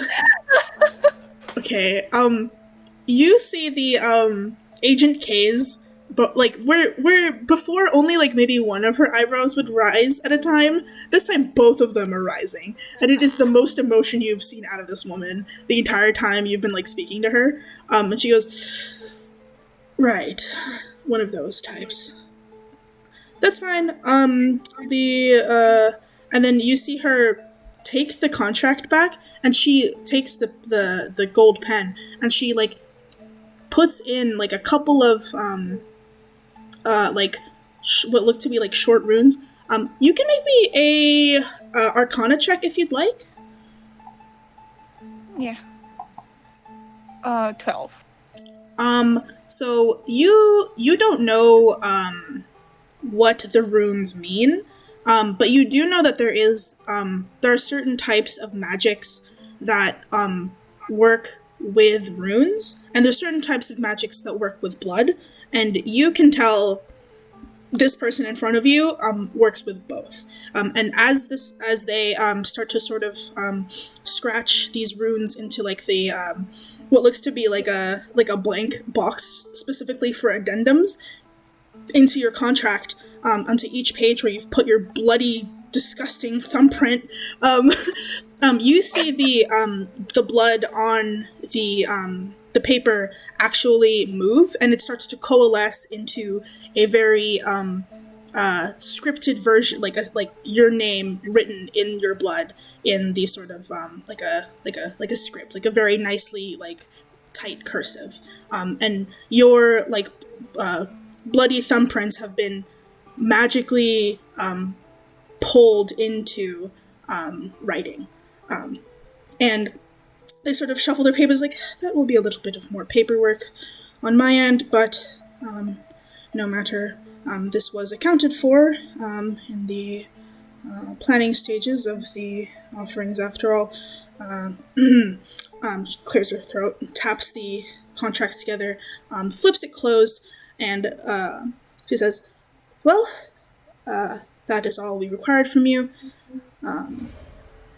Again..." Wait, before the agent can leave, Merlin will like, "Wait, can you give me that pen? Looks kind of fancy. You can bill it to Cyrene."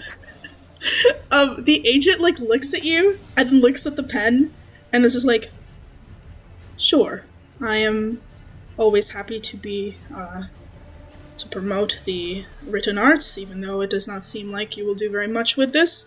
I'm quite surprised to even know you know how to read." And then like hands it to you and leaves. And yeah, so like that happens. You sort of like when that person leaves, when Agent K leaves, you turn around and you see a crisp copy of that same contract, neatly like stapled and like folded on top of your dresser. And on the top, it is like it says in like a little clean handwriting, which you assume is Agent K's. It says participant copy M dot E, and then underneath that is a little letter.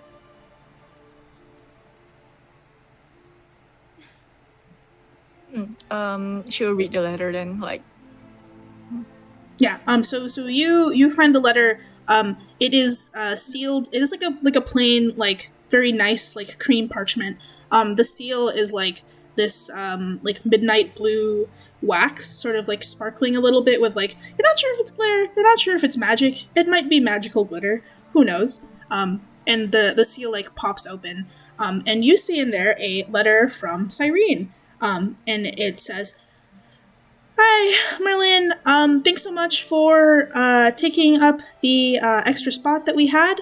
Um, I'm glad that you were interested in it, and I'm glad that you managed to get through the process just fine. Please don't mind Agent K. She's she's a government worker. I mean, I'm a government worker, but yeah, well, I wish you the best of luck. Please don't burn anything. It is a forest. You're not allowed to kill anybody. That is against the rules. Please remember. And yeah, have fun. I hope you find something that you really like while you're out there.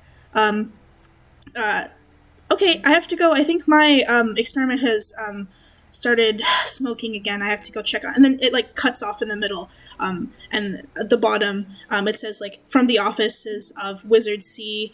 And then in like parentheses, she wrote like your friend Cyrene, and then like close parentheses. So Merlin finishes reading and she's like, cool. And then she just kind of like put the letter aside. Awesome. And so you go back to like fake reading the news, sipping your shitty tea, and then like unless there's anything else you want to do, the like camera will start zooming out of the big tent complex that is the Eastmoreland Imperial Academy. She just kind of does like a peace sign at the camera. she like looks at the camera and does a peace sign. How did she know I was there? Who knows? Yeah, so we see that happen, and we finally come to the last of the introductions tonight. We see the camera pull away, and finally it like looks around for a little bit. It looks like it's going to shoot off into the trees, and then stops just short before turning and focusing on this last group of tents. Rising tall and distinct over the riotous colors of the various tournament tents and camp abodes are these very solemn-looking gray-purple canvas spires of the tent complex belonging to Oracle's Rest. These tents, like, most of the tournament tents look a little bit different, but they're pretty, like, normal tents. These tents kind of almost look like the turrets of a castle. They're quite pointy at the top, and they're very large and tall and, like, skinny. These tents have like an unmistakable coat of arms stitched in shimmering, like almost opal-like thread into the sort of door of the largest of the tents. And this sprawling delegation from the Balamic Island and institution of Oracle's Rest is almost as recognizable as that of the Asbrian delegation, if not even more so, right? Because it is a little bit of a like urban legend for some people. From inside the sort of largest tent, and like the atmosphere here is not militant in the way that the Asbrian tents were, the Asbrian institution, but a little quieter and a little muffled, almost as if the tents have like a layer of like an extra layer inside that is keeping a lot of the sound from coming out. But nonetheless, we start to hear as like the camera zooms into the largest of the tents in the middle, there is a voice speaking to what looks to be a small gathered inner circle. And this voice speaks in a tone that is neither hushed nor hurried. The monotone, like sonorous, velvet-robed and velvet-tongued head of Agoromancy, Cornelius Chrome, strikes an intimidating figure. This is a very tall and broad-shouldered man, and he's also a very still man. In the way that, like, the previous maybe Agent K was, like, still, but she was still as if, like a cheetah, right? Like a very tightly wound, like, string ready to, like, snap.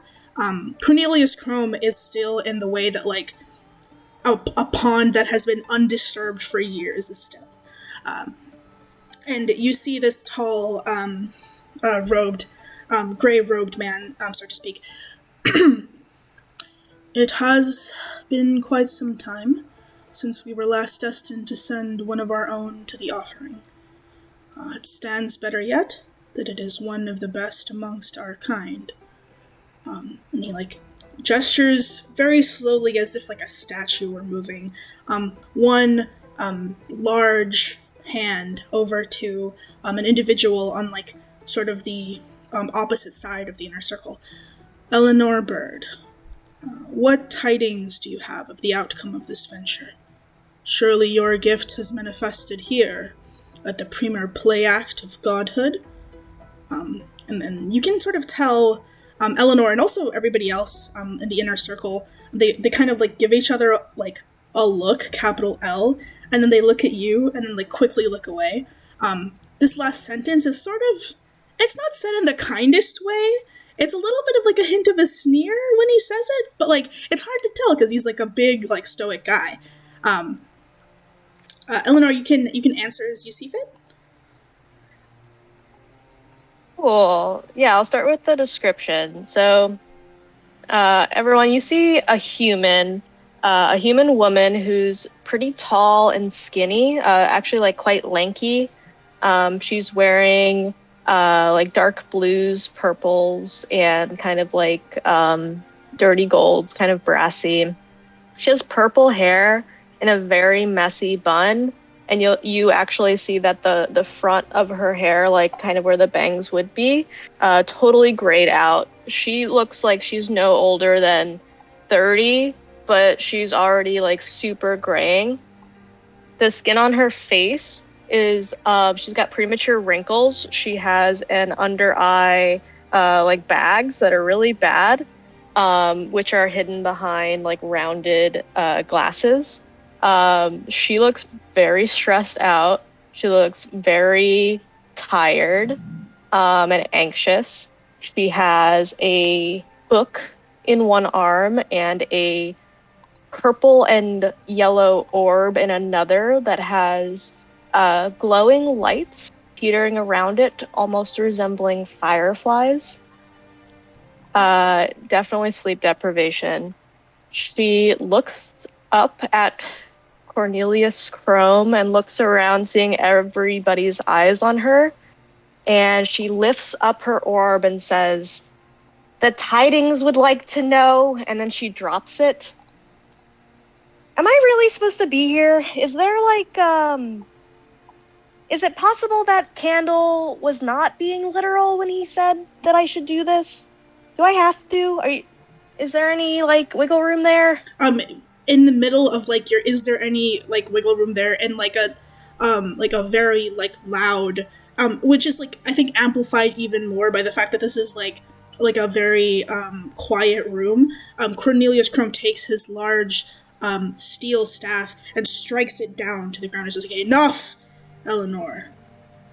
You do not need to doubt your gift, the candle's gift to you, when we are at the precipice of your demonstration of your gift. Again, do you have any tidings that the candle has bestowed upon you as to the outcome of this venture?" Right. Okay. Okay. And she takes a bunch of stray hairs away from her forehead and holds up the orb and looks into it and tries to divine something. Okay. Can you make me a Arcana check with advantage? Yes. I will.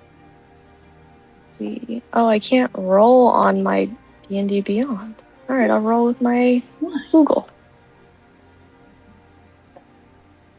So she got, with advantage, a, 16. Perfect. The DC was 15. So you look into your orb, and you before you even start seeing anything in the orb, the first thing you feel is the almost tangible weight of the rest of the room's eyes staring upon you.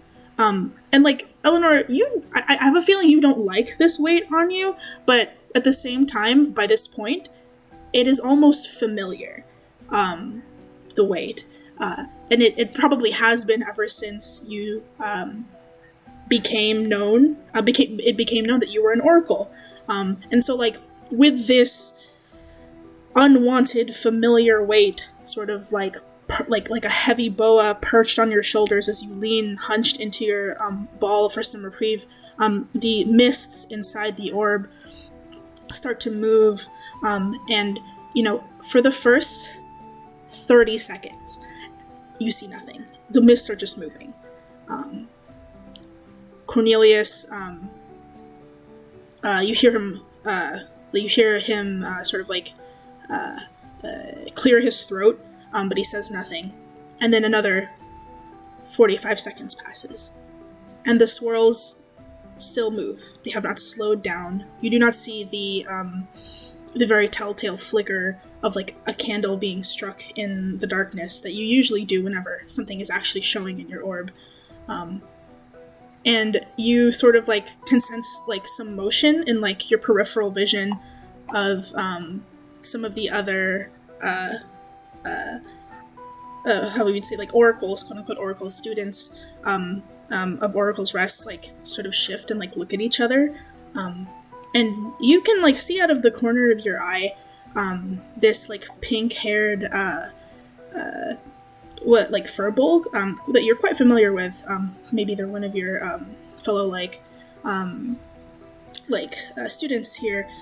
You see them like sort of like like try to cover their smile into their shoulder, and they like sort of whisper something to the person next to them, and then the two of them like look at you like really quickly and then look away and then like laugh a little bit. And then the ball continues to swirl, and nothing happens for like a minute. And then 2 minutes. It's gonna get to the good part soon. You hear like a gusty sigh coming from Cornelius Chrome. Just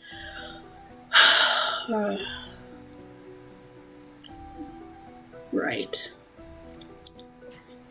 And then it's been 5 minutes. And even though, like, the mists are still moving, nothing happens. Maybe it's a sign, you know? Cornelius Chrome looks at you with the, like, heaviest, most, like, disappointed look, and then just sort of, like, turns away and then turns to, like, one of the students next to him. You know that this is one of the sort of, like, people at the at Oracle's Rest who's kind of like toe-to-toe with you in a lot of like the classes, and you know they do it out of like full effort. Sorry, this here is Brooke Pepperthorn. She is a fairy. She's got like this shock of like yellow and like pink hair, and she's like a very small like creature, but she has this sort of like smirk on her face, and she says like, I can divine something for us, Professor Chrome. It seems that Eleanor she's a little tuckered out from the travel. After all, she's not used to really leaving Bellamy, so it could have just, I can do it. And you see her start to cast her divination magic on like a, what looks like a little lotus in her hands, and the petals start to shift and shape. And like smoke starts coming out of the petals, and images start appearing. You see like a little waterfall made out of like pink smoke come out of her lotus bloom. You see a little like these just various shapes. They're not very like telling, but it is something, right? Cornelius sort of like rubs his chin, and then the room like titters with like noise and movement, and they're like, oh, and like kind of like a little bit in awe of like just how easy it was for Brooke to do this. And then she like looks at you, gives a little smile. She's like, see, Eleanor, it's not so hard. And Cornelius Chrome like clears his throat again. It's just like, perhaps, Eleanor, if you would step out for a bit. Perhaps we should all step out for a bit, get a little bit of fresh air. I think I need to look over some paperwork before the games begin, I suppose. And with like a final tap of his staff, you are all dismissed from the room. And then people start to like shuffle out, and like a couple of them like bump you a little bit on the way out. It's not like big enough to do anything, but they kind of like, they're not very nice about it. Yeah, and I don't think I think she just kind of takes it. I don't think it bothers her, but I don't think she cares to a big extent because she doesn't believe in Oracle's Rest. She doesn't believe in like this stuck-up nature that everyone has, so she knows it's like not something that she should care to adhere to, but it still like kind of hurts deep down. Like, belongings is something that everybody wants. So I think she just kind of takes it. Do you stay inside the tent or do you leave with them?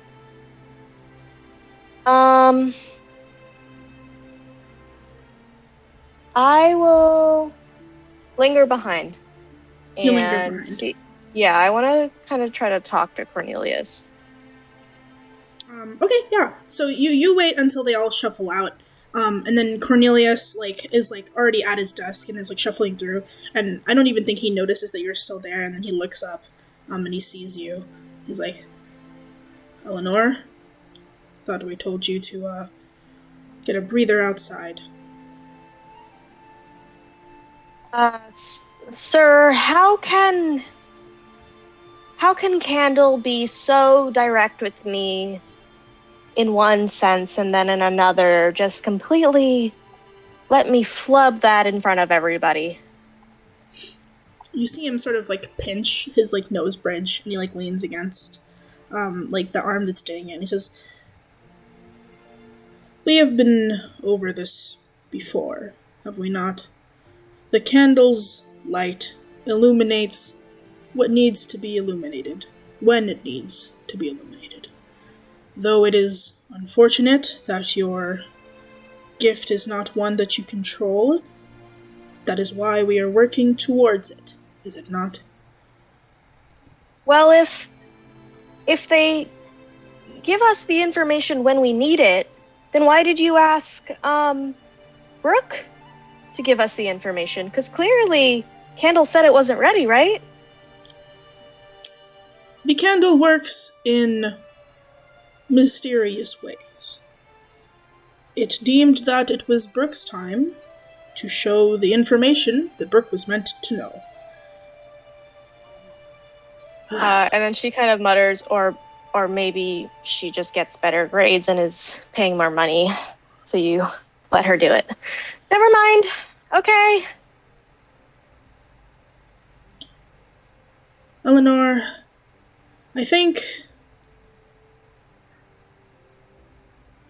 the candle does have something in store for you. And again, I'm not discounting you are one of the most talented among our student body, as painful as that is for me to say.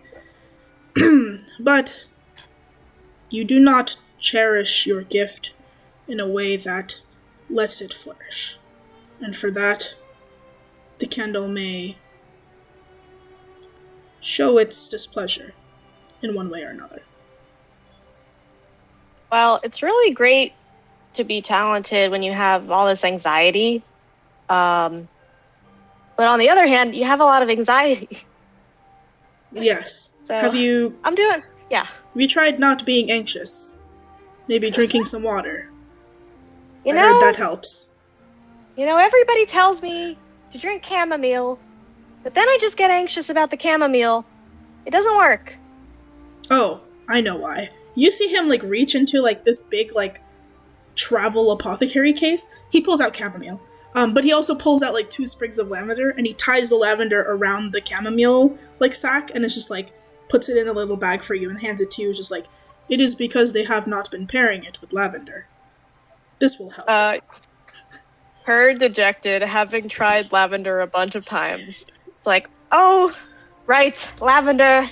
How could I have forgotten? Thank you. Actually, while I have you here, DF Island is known for its exceptionally potent chrysanthemum berries. They are located on the shores of this lake, hence why we left a lot of our tents here. Could you gather some for me if you're going to be going out there? And like, does not even like wait for you to like agree or disagree, and like starts going back to his notes. Yeah, she probably starts going off into like, well, that sounds like it might be a lot of work, and then blah blah blah, and then realizes he's not listening and says, yeah, yes, sir. Yes, sounds good. Probably squeezes in something like Brooke smells bad and everybody lets it go, but like he's not listening. No, he's not listening. He does not get it. He's like, yes, Brooke did finish with a. Yep, she did turn it in early. Yes, correct. And then just walks out.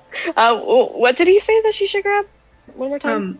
Chrysanthemum berries. They're like these little, like kind of look like cranberries, and they grow on the ground. And you know they kind of grow, by like the lake shore. Okay.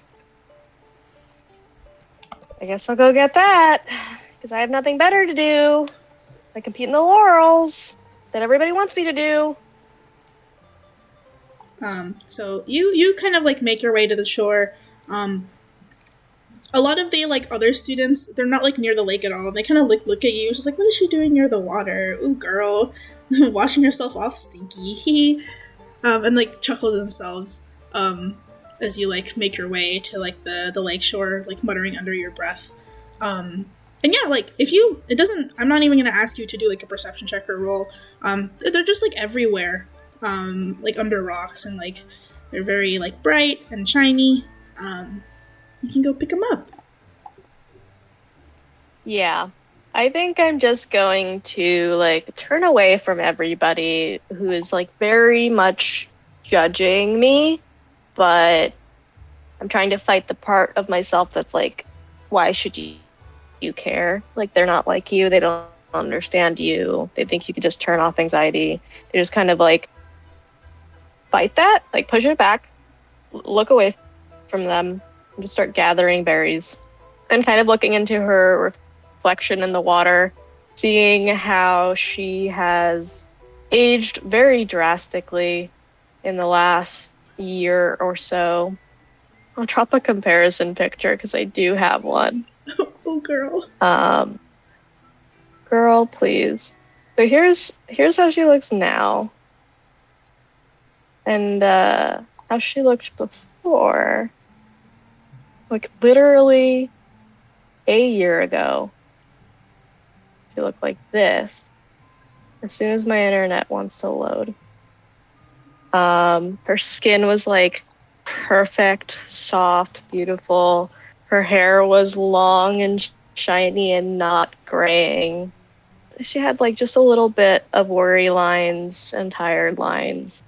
But the last year has clearly been rough on her, and she's just kind of taking a second, looking at her reflection, to be like, oh shit, that's me now. Yeah, so I think it is as you were looking at your reflection in this, like, the lake is sort of like pink tinge too because of like the sun coming up. And you see like your tired face, and like as much as it like kind of maybe hurts to like look at, it is like familiar to you now. Like this is Eleanor now, right? You sigh a bit, like one of the berries like getting squished in your hand as you get a little distracted. As the like sort of mist like rolls over mist or lake, it like rolls like a little bit of mist rolls over your image. You start to see, Eleanor, your older image of yourself.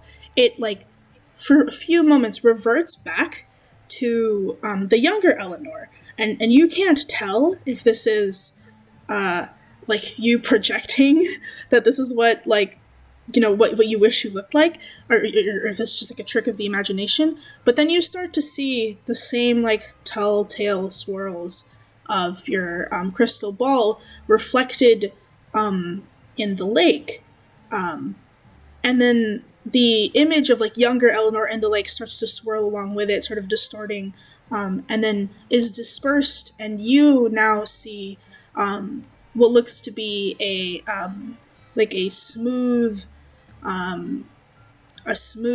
obsidian rock, and this rock is shot with streaks of like sort of kintsugi gold, and the rock sort of tumbles down like the side of the hill. The hill, the rock sort of like plops and it like ripples the surface of the water, and the images are moving quite fast, and the ripples smooth out to reveal a single like blood red maple leaf, and it's a little strange to see this maple leaf because it almost feels like it's coming out from, instead of landing on top of the surface of the water, it almost floats to the top of the surface, and in that same breath the mist rolls over the blood red maple leaf, and you start to smell the like a very salty like sea smell, almost as if you are by the ocean, and you're not. You're at a freshwater lake. Like DF Island, yes, is an island, but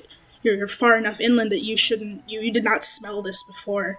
And the images are like moving past you, and the scents are moving past you, and then finally, for a brief moment, it feels like the mist has built up around you and around the lake, that you cannot even see the lake anymore. And maybe this is the first time Eleanor has experienced this feeling in quite a while. You feel as if you are in a void of nothingness, a void of almost nothing, just for a brief second, a brief white nothingness, and then it fades away. And there is a single kenku feather floating in the water in front of you. Well, she like definitely in that split second of nothingness descends into like a panic for sure, like breathing erratically and deeply, trying to catch herself, because this, although is familiar, is very scary because it is nothingness, and that's not something that she wants to comprehend. So as the mist fades away and she sees the single kenku feather, she tries to like catch her breath, like she tries to count very quickly, tries to kind of get herself out of it, and reaches out with a shaky hand and grabs the feather. As you grab the feather, the surface of the water goes back to normal, and you hear in the distance the sort of tolling of bells, like very loudly ringing across what seems to be the whole tournament campground, not just your schools, but the lottery winners, the like single participants, the other sponsored participants. They hear like the toll of the bell, signifying that it is time for the team selection process to begin. And I think that's where we'll take a quick break, everybody. We've been going for a bit now. Cool. Take a quick Sure, break. sure. Woohoo! How does 10, 15, let's do 20 minutes. It's been a bit. Let's do a 20-minute Okay. break, and we'll be back at 9:30 X30. for PSTs, and whatever 20 minutes from now is for SG people. Oh, Yeah, hold 30 on, I minutes. got you. Yes, 30, 1:30, I think. 20-minute break. All right. Heck yes. Yay! Alright. Okay, I mean, I'll wait. see you guys then. Here, localized to your time zone, baby. Oh, All right, so yeah! How do you do that? Yeah. Just- I'll give you the website. The website called hammertime.cu, and you enter in the time, date, and time zone, and it will localize the time for you. Oh, Very Hey, great. So convenient. so cool. Oh, the baby. All right, see you in a bit.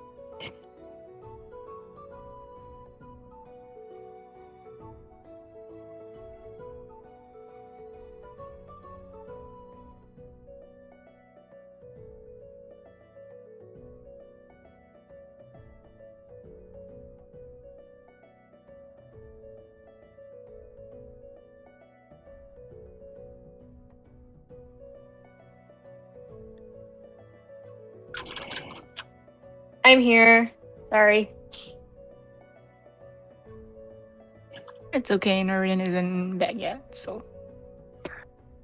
Hello. Hello.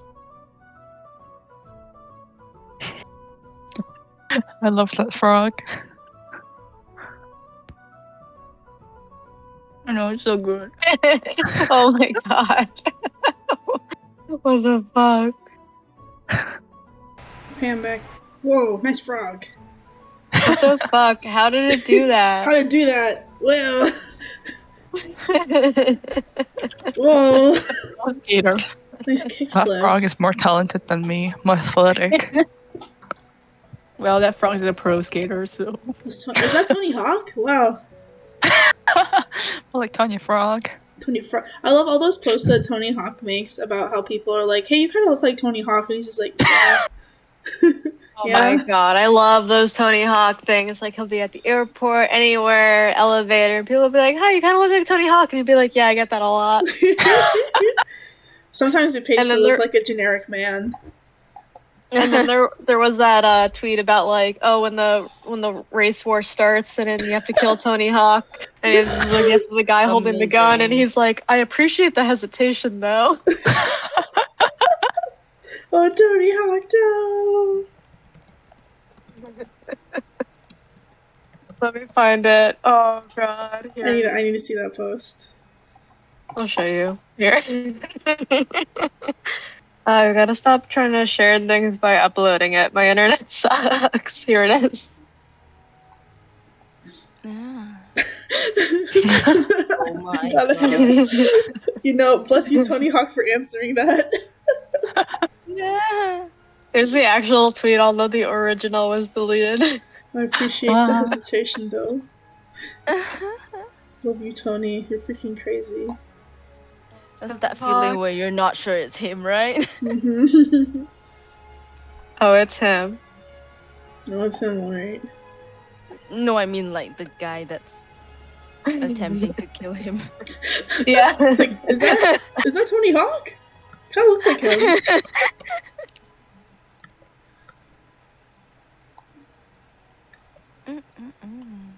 Good.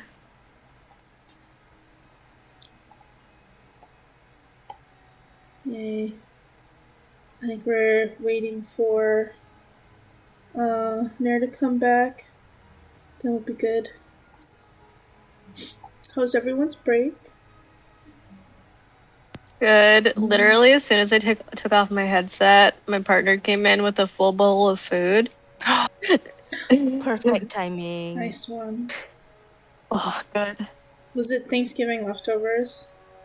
You know it. I know, I was like, I'll eat that shit for days. We took a bunch of onions and peppers and fried them up, or he did, and then we put more stuffing in it. We had stuffing. Nice. I tried a new recipe this year. I normally do green bean casserole because that's like the one white person food my parents will eat during Thanksgiving. But this year I was like, I want you to try another one. So I made this Brussels sprouts and like leek gratin. It was a hit, so I need to make it again. That sounds good. I like the recipe. Yeah, I would love the recipe. If you have a cast iron skillet, it's also really easy because you can like bake it in there. And bake gratin. Oh gosh. Yeah, it's really tasty. Thank you. Monica, do you want me to log my divination rolls with you anywhere?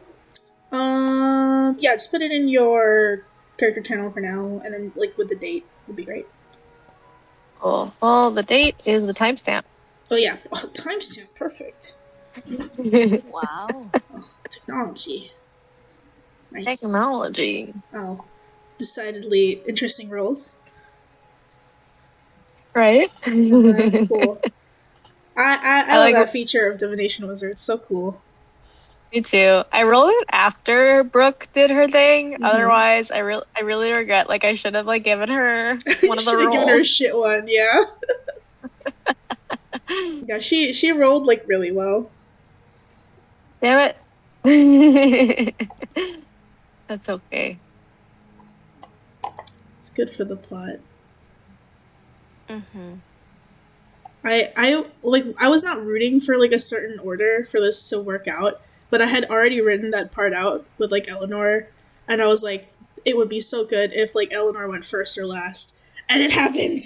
Yes. Oh, good. I'm glad. It was Fucking a fun progress. character intro. Serendipity. Thank you. Yeah. Sorry if I bullied you too much. I felt really bad No, the it's whole good. time It was perfect. It was perfect. for Miss Eleanor. I forgot to mention that she's permanently, like, her spine is so bad, she's permanently hunched over Oh, with bad girl. posture. Oh no. Even though she's really tall. It's like that Elden Ring character. When he uncurls. I haven't seen that one. Let's see. Okay, I'm back.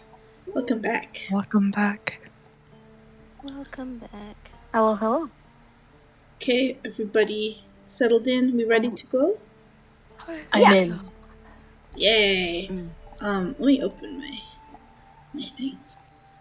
Okay, so we have done our little character intros. We sort of got a lay of what the tournament sort of campgrounds look like. You got a little bit of like a sneak peek, maybe like a little bit of a look into like what your competition would look like, or maybe they'll be your teammates. Who knows, right? Because it is now time for the team selection process. And so, as we hear that large, sort of like town square like bell ring, ding dong, the like energy in the campground starts to sort of move towards this like set up stage. And there you see the head monk of the Attorney Rod Shrine. I gave him a name. I just need to find where I put his name. Sorry. Where's this goddamn monk? It's named him Smunk. too. It's monk. This Monk, monk. this monk. Monk. Where are you, Mr. Monk? Hi, Kevin. I mean, Kevin. Kevin. Is it Mr. Monk? just The moon, saying. moon curse. I'm just saying it's true. Where did I put it? Oh, ooga booga. It's okay. I will make up a new name. This is the head monk of the Tourney Rod Shrine. He is unlike the other monks that were helping you, is not wearing jorts, unfortunately. But he is wearing like what look to be like fantasy jeans. They're like half leather. They kind of look like chaps. I'm gonna be honest with you. They look like cowboy chaps. They are not assless. The monk, the order of this order of monks is not that kind. But That was my only question. they're damn close. They're damn close. These are some tight chaps. So this is the head monk of the Tourney Rod Shrine. His name is Cam Burt. His name is Cam Burt. This is the head monk, Burt. And he sort of like he's this he's a pretty large man, like kind of you guys have all seen like I'm gonna assume you've seen like Full Metal Alchemist here. His just think of Armstrong from Full Metal Alchemist. He's completely bald. He's bald and shiny, and he's got like a very nicely trimmed forest green mustache, and that is the only body hair you see on this man. And he's huge, and he's friendly, and he sort of like trumps up the stage with his like leather jerkin, monk robes, and jeans / leather chaps. Monk Burt sort of taps the magical amplifying device known as a microphone and says, "Oh, hello, everybody! Gosh, I'm so happy to see you. I'm so happy to be here. Welcome, one and all, to the 256th annual Offering of the Laurels. It's not annual. I don't know why I said that. It's every couple of years. We're hosting it. Sorry, don't mind me. I'm quite nervous. us here at the Turney Shrine, representatives of DF Island, have played host to, a number of wonderful games and tournaments throughout our history, but this is our first time in quite some time being the host location of the games, and we are so happy to have you here, and we have set up what I hope is one of the best games to come. Huh. Well, I see, and I'm sure all of you are sort of like gathered in your like groups of like a lot of the sponsored groups are like kind of shuffled with each other. A lot of the like non-sponsored groups, like the like lottery winners and the I bought my way in guys are sort of like in in their own sections. Kind of like gestures like with one big like meaty hand over to like Kevin, who I think is like stuffing a biscuit in his face. I see you're all enjoying the free breakfast for our all of our guests. It is available to all. We want you to have a great time on Turney Shrine's grounds and on DF Island's grounds, and like looks to the camera, but on stage it kind of looks like he's just looking into the sun.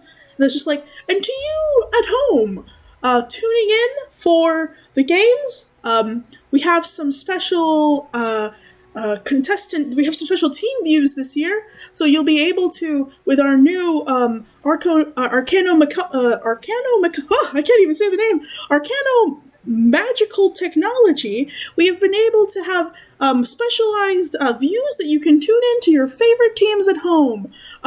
So you'll be able to like keep track of your favorites. Not that I'm encouraging having favorites. Everyone should be excited for everyone here. Anyway, speaking of teams, why don't we get the team selection process started? And then he takes this big hammer that was just like next to him, and he picks it up like it's a toothpick, and he cracks open this like glass wall that was behind him, and behind it all of these like slips of papers fall out, and then the glass actually instead of shattering and turning into glass, it shatters and then turns into these moths, like a collection of moths and butterflies of a riot of different colors.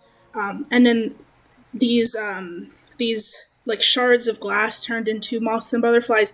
They start like flying over the crowd, and they start descending upon the crowd of laurels, like people who have laurel pins, and you guys like look around and start to see as the moths just like gently land. They're all a bunch of different colors. They start to land on individual competitors, and then as these like moths land, some you see a couple of them for the young dwarf from the Wyvernstone Coalition, with the sort of like purple beard and purple hair.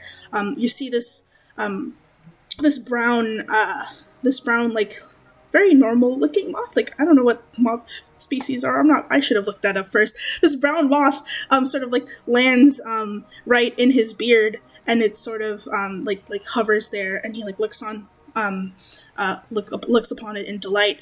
You kind of like look around and you can see the short half orc that was also part of the Wyvernstone Coalition. This short green half orc.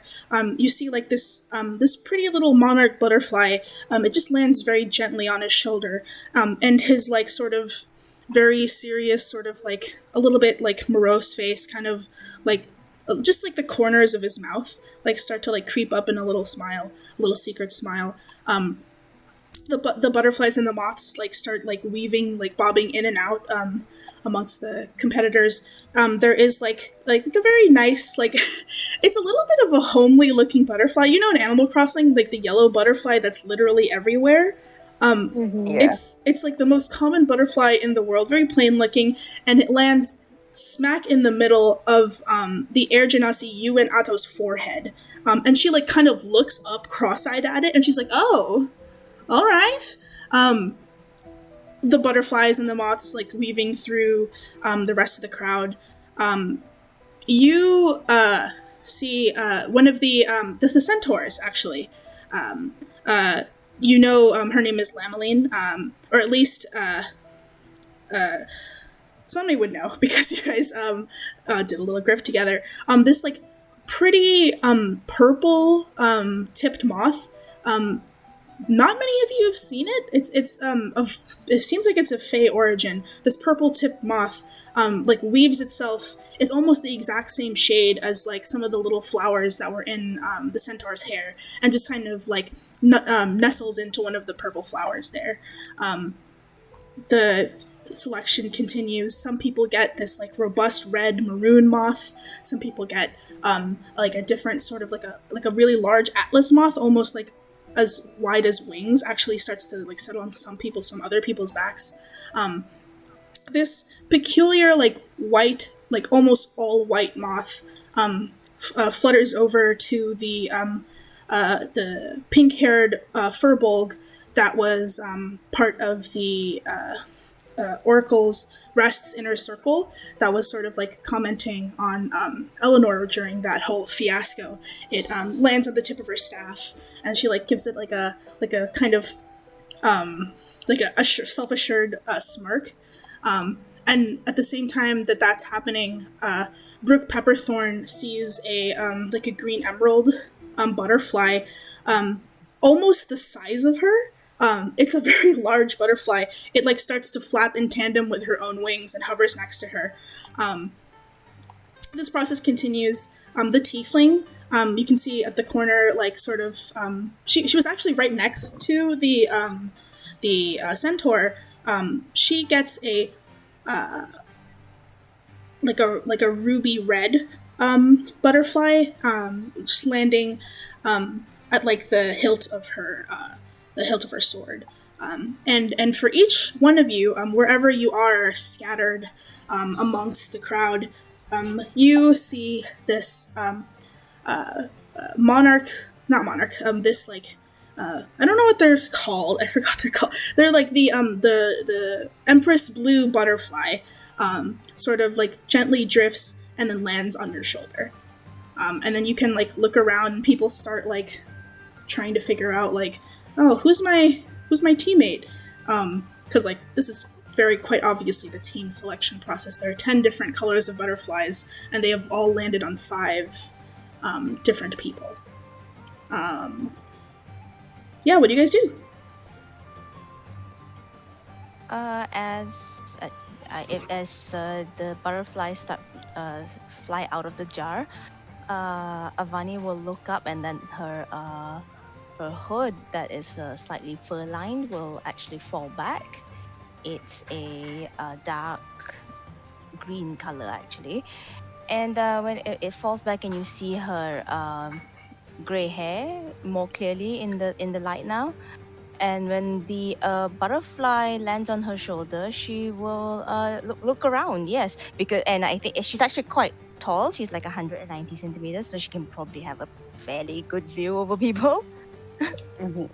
So I'm guessing she sees most of you guys.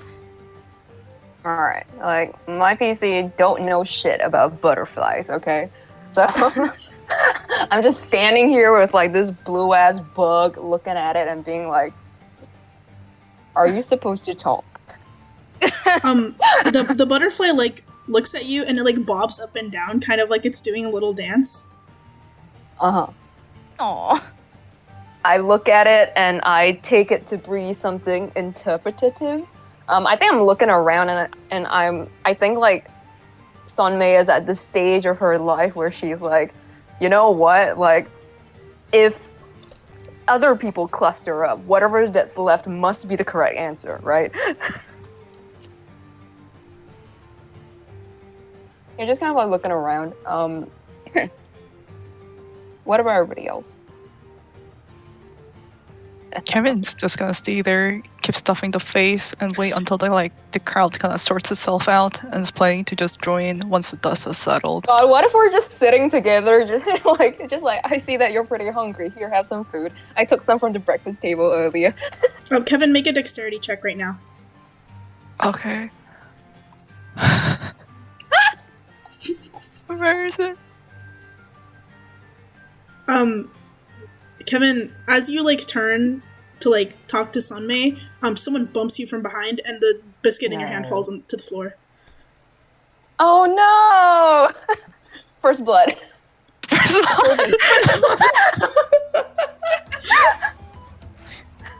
Kevin just says, Oh, who was it? "It's fine," and picks it up.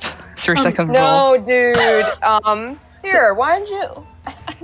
I think she begins to well, she's got tons of food, right? I think she's just going to I don't think she's noticed the butterfly, by the way. I don't know where Kevin has kept his, but I'm just assuming that I don't see it.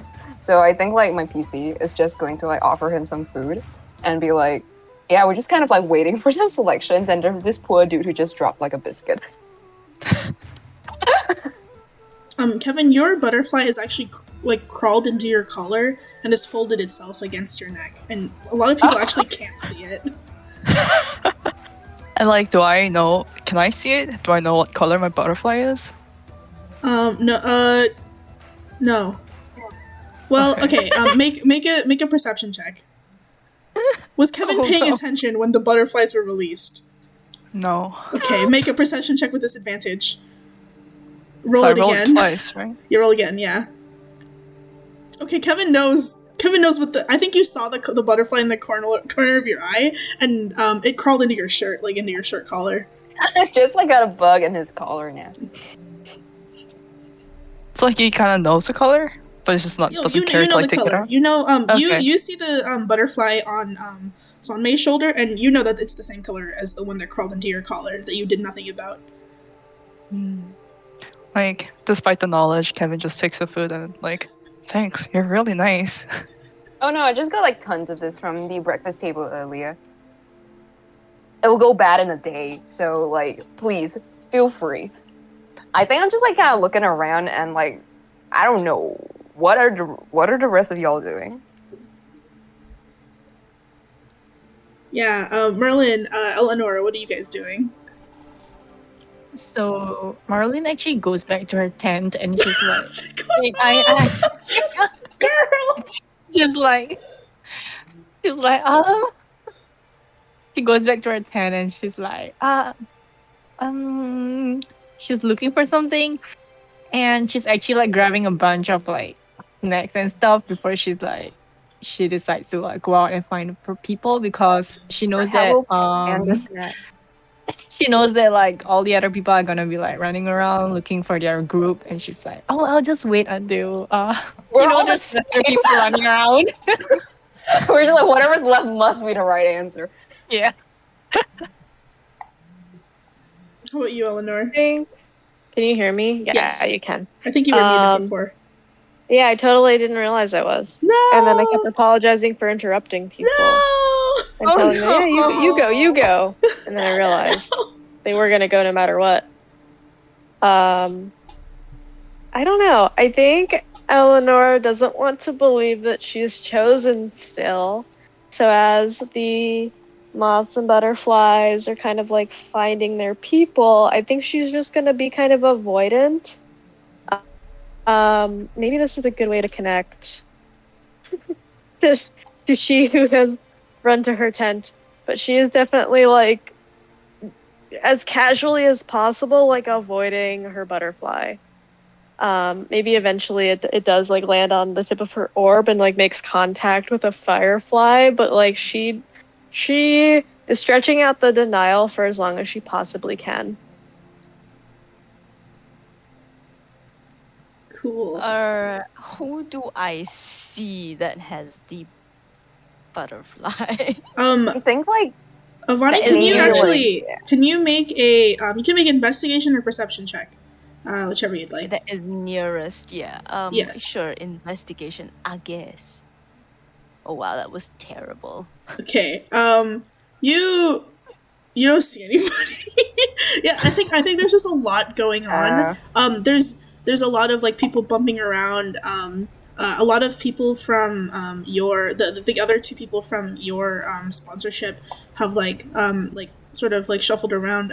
The half orc kind of like gives you like a little quiet nod as like you see him meet up with a few other like people who have the same sort of like orange monarch butterfly.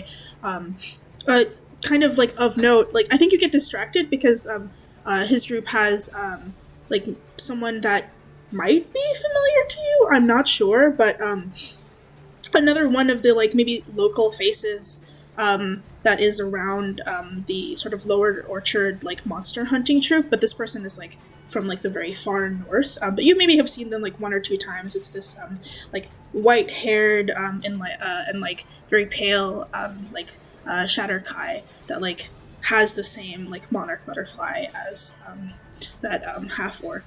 But I think you're just like, distracted by those people like finding each other. Let's see.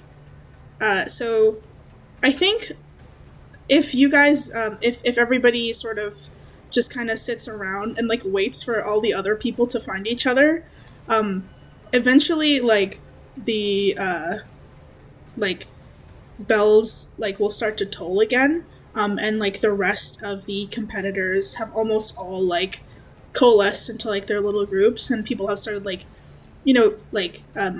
clustering up in their teams and like introducing themselves.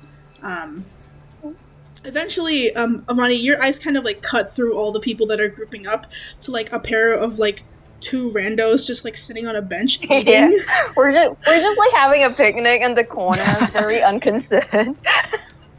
Yeah, and then and you can see these two like having a little snack, and can you make a survival check for me? Us? No, Avani. Oh, I think Yumi went to pick up a phone. Oh, oops. Yeah, Sorry, yeah. phone She call. said like there's a phone call. Yeah. Oopsie. That's fine. Maybe we can like congregate like while waiting for Yumi to come back.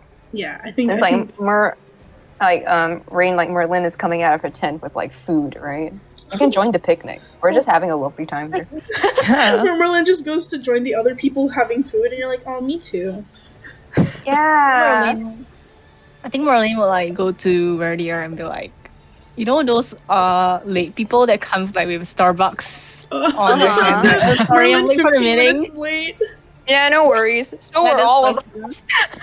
Like holding a bunch of food and like holding a cup of tea that is like kind of high quality. She's like, oh, sorry, I'm late. I think I just look at her and I'm just like, who the heck is this? Who the heck is this woman? And it's like, oh, don't worry about it. We're just kind of waiting for team selection to begin. I think it's already started. Can we just keep stuffing face with food? Yeah, like Complicated. there was something about like butterflies, and you know, I don't understand anything about that. I tried talking to mine; it didn't say anything. I'm just waiting for it to speak. Actually, as you mentioned that, you see a like stray butterfly overhead, and it looks to be like beelining towards you, to like Oh my God. towards your little group, and it's like Oh. bobbing up and down, waiting for you to notice it. Okay, I can I look at it? What does it do? When you like make eye contact with it, it like flutters down to your butterfly on your shoulder that's been like bopping up and down in like a goofy little dance, and then it like it Aw. almost looks like they like touch butterfly noses, and then the Aw. two of them like fly up together and then fly in a direction and then pause and then turn around to look at you as if like, okay, are you coming? Help. Is this for the group or just like the individual or all of us? You don't know. Oh. I guess I'll just like look at it and then like glance to like Kevin and Merlin, like the other two who are here, and be like, oh, I think they're kind of calling for us. You say that, and then Merlin's butterfly, like, gets off of, like, her hair ornament. I think it was actually trying to join the other two, but, like, when it landed on Merlin's hair, it did not realize like the complicatedness of like what was going on up there, and it got its like little like legs stuck, and it's been trying to like free itself to start like flying with the other ones So pathetic. So for a cute. while, and it finally like you see it like just a little like burst of blue like pops out of like Merlin's like very fiery red hair, and it like weakly like flaps over to the other ones. Kevin, you feel like a tickle at your throat. I slap it. Oh my god. Kevin, please make. Oh God, what check is this? Second blood. Oh, the first I think and it's a second mosquito. blood are Kevin's. Can you please make a Cock? Constitution saving throw. Is that same as Constitution? No, there's like a little box that says saving throws. You can click it. Sorry.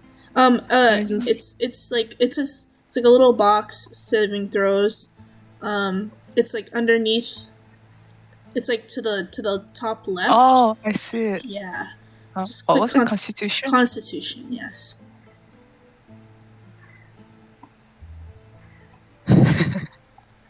What you get, Kevin? Or Oh, Kevin. Kevin, you feel a little pin. You feel like whatever you slap, it like slaps you back. like you, it slaps your do I throat take back. damage? You don't take any damage, but it hurt a little bit. And then you feel like where your hand was that you smacked, like something is like rustling underneath there, and then a little butterfly just like wiggles its way free as if like it was like held captive by your hand, and it like pushes its way out of your your hand that's like trapping it against your throat. And like if a butterfly could look offended, it looks offended that you smacked it. And it sort of like turns tail, like turns its body around like really kind of snootily, and like launches off and then goes to meet the other butterflies. Oops, sorry, I suppose. What is with Kevin and meeting like all these like snobby animals and people? I think that's Let's just the kind of go. person that's attracted to Kevin. I look at Kevin in like slight pity, and I. Are you okay, dude? Yeah. Let's just go like with the butterflies. Progress, like the selection progress. Yep, and I think like the butterflies start to lead you over. You pick up Avani on the way. Avani's butterfly like sort of meets you halfway because Avani was looking for you guys, just got distracted. But the butterflies don't stop where Avani is. They sort of flutter over to the Oracle's rest tent, where we kind of like shift over to Eleanor. Eleanor, your butterfly has like, after it's like watched you walk away from the campground, it's like sort of like gotten up after like touching your crystal ball, and as its feet leave your crystal ball, normally it's like sort of purple and luminous and a little swirly. When its feet leave your ball, the ball goes dark, and then the butterfly looks a little brighter and it flies away from you in the direction back of the camp. Okay. She's definitely freaking out. She's going to try to cast dancing lights inside of the orb to see if she can like kickstart it again. You cast dancing lights, and you feel whatever magic normally that like you can access that like lets you cast like cantrips like this really easily. It like sputters. Okay. Well, that's a goddamn sign if she's ever seen one. She's now going to desperately, like, from 0 to 100, like, desperately going to chase the butterfly. She don't want anything to do with it, and now it's the only thing she needs in the world right now. You sort of catch up really quickly to the butterfly, and the strange thing is like it was like a brilliant like blue before, and and then whatever colors that you normally make your dancing lights, you see the butterfly start to. It's still blue, but it sort of like also pulsates and like a light glow around it, the same color as your dancing lights. Okay. Yeah, I'm gonna just keep following it. And I guess I just say something like, please give me my fortune telling back. It flaps its wings at you a little faster and then like moves forward. It's literally all I have. And then you guys, I think, will eventually meet sort of halfway through. The butterfly that has been sort of like imbued with dancing lights probably meets the other gathering of butterflies before Eleanor has caught up. And you see them like the sort of like swarm of butterflies now, the 5 swarm, and it's a little funny because you guys are not actually where all of the other contestants are. You're kind of like a ways to the side because you've like wandered off from like the pitch. It's because you've sort of like wandered off, trying to like meet each other, that it's like what has happened to the other teams that you were not able to see because you were on your little trying to find each other adventure. I hope they're okay. I hope they're okay, me. Oh no! I mean, my dad had a stroke like X amount of time ago, so that's a bygone thing. It's just that his friend called and asked like, "What's the condition now?" And I had to explain that in Chinese, and it's not hard. Yeah, that's kind of That's hard. It's very hard, yeah. Oh god. Okay, yeah, definitely no problem that you need to step away. Basically what happened is like you guys have like caught up together with each other, a little bit away from the main group. But yeah, as like your butterflies like start to meet each other and like coalesce, what you guys didn't see because you were on this like side quest ish, was that the other butterflies and like moths of the other groups, once they like met up with each other, and this happens to your butterfly now, they sort of form like a ring, like with their wingtips like touching tip to tip, and within that ring a larger butterfly starts to sort of manifest, and as this like large main butterfly manifests, the other butterflies start to sort of like grow pale and gray and start to dissipate, and you're left with one slightly larger and like brilliantly blue butterfly hovering over sort of the 5 of you. Eleanor was definitely, Nice. she definitely tripped as soon as she caught up to the butterfly. So she was on the ground, covered in dirt, looking up at all of this. In awe. Rani will help you up, I guess. Or well, she at least will offer you a hand. Thank you. And then she gets up and you see like she's almost as tall as you. She's really tall.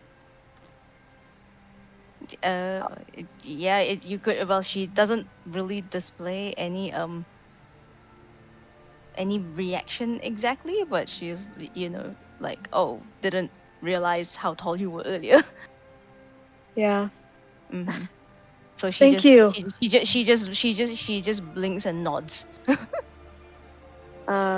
Yeah, and then she beholds this that the butterfly has combined to be like, and hold out her orb and be like, what will you show me now? Will you bring it back now?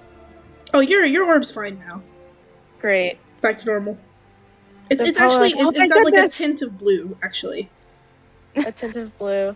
You see her kind of like rubbing her cheek up against it in like joy, and it's like, thank goodness, yes.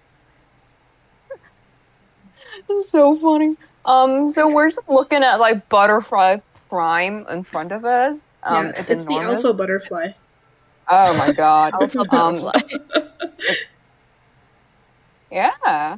I think like do we know how many people are supposed to be in each team? It's supposed to be 5, right? Yes, it's supposed to be 5.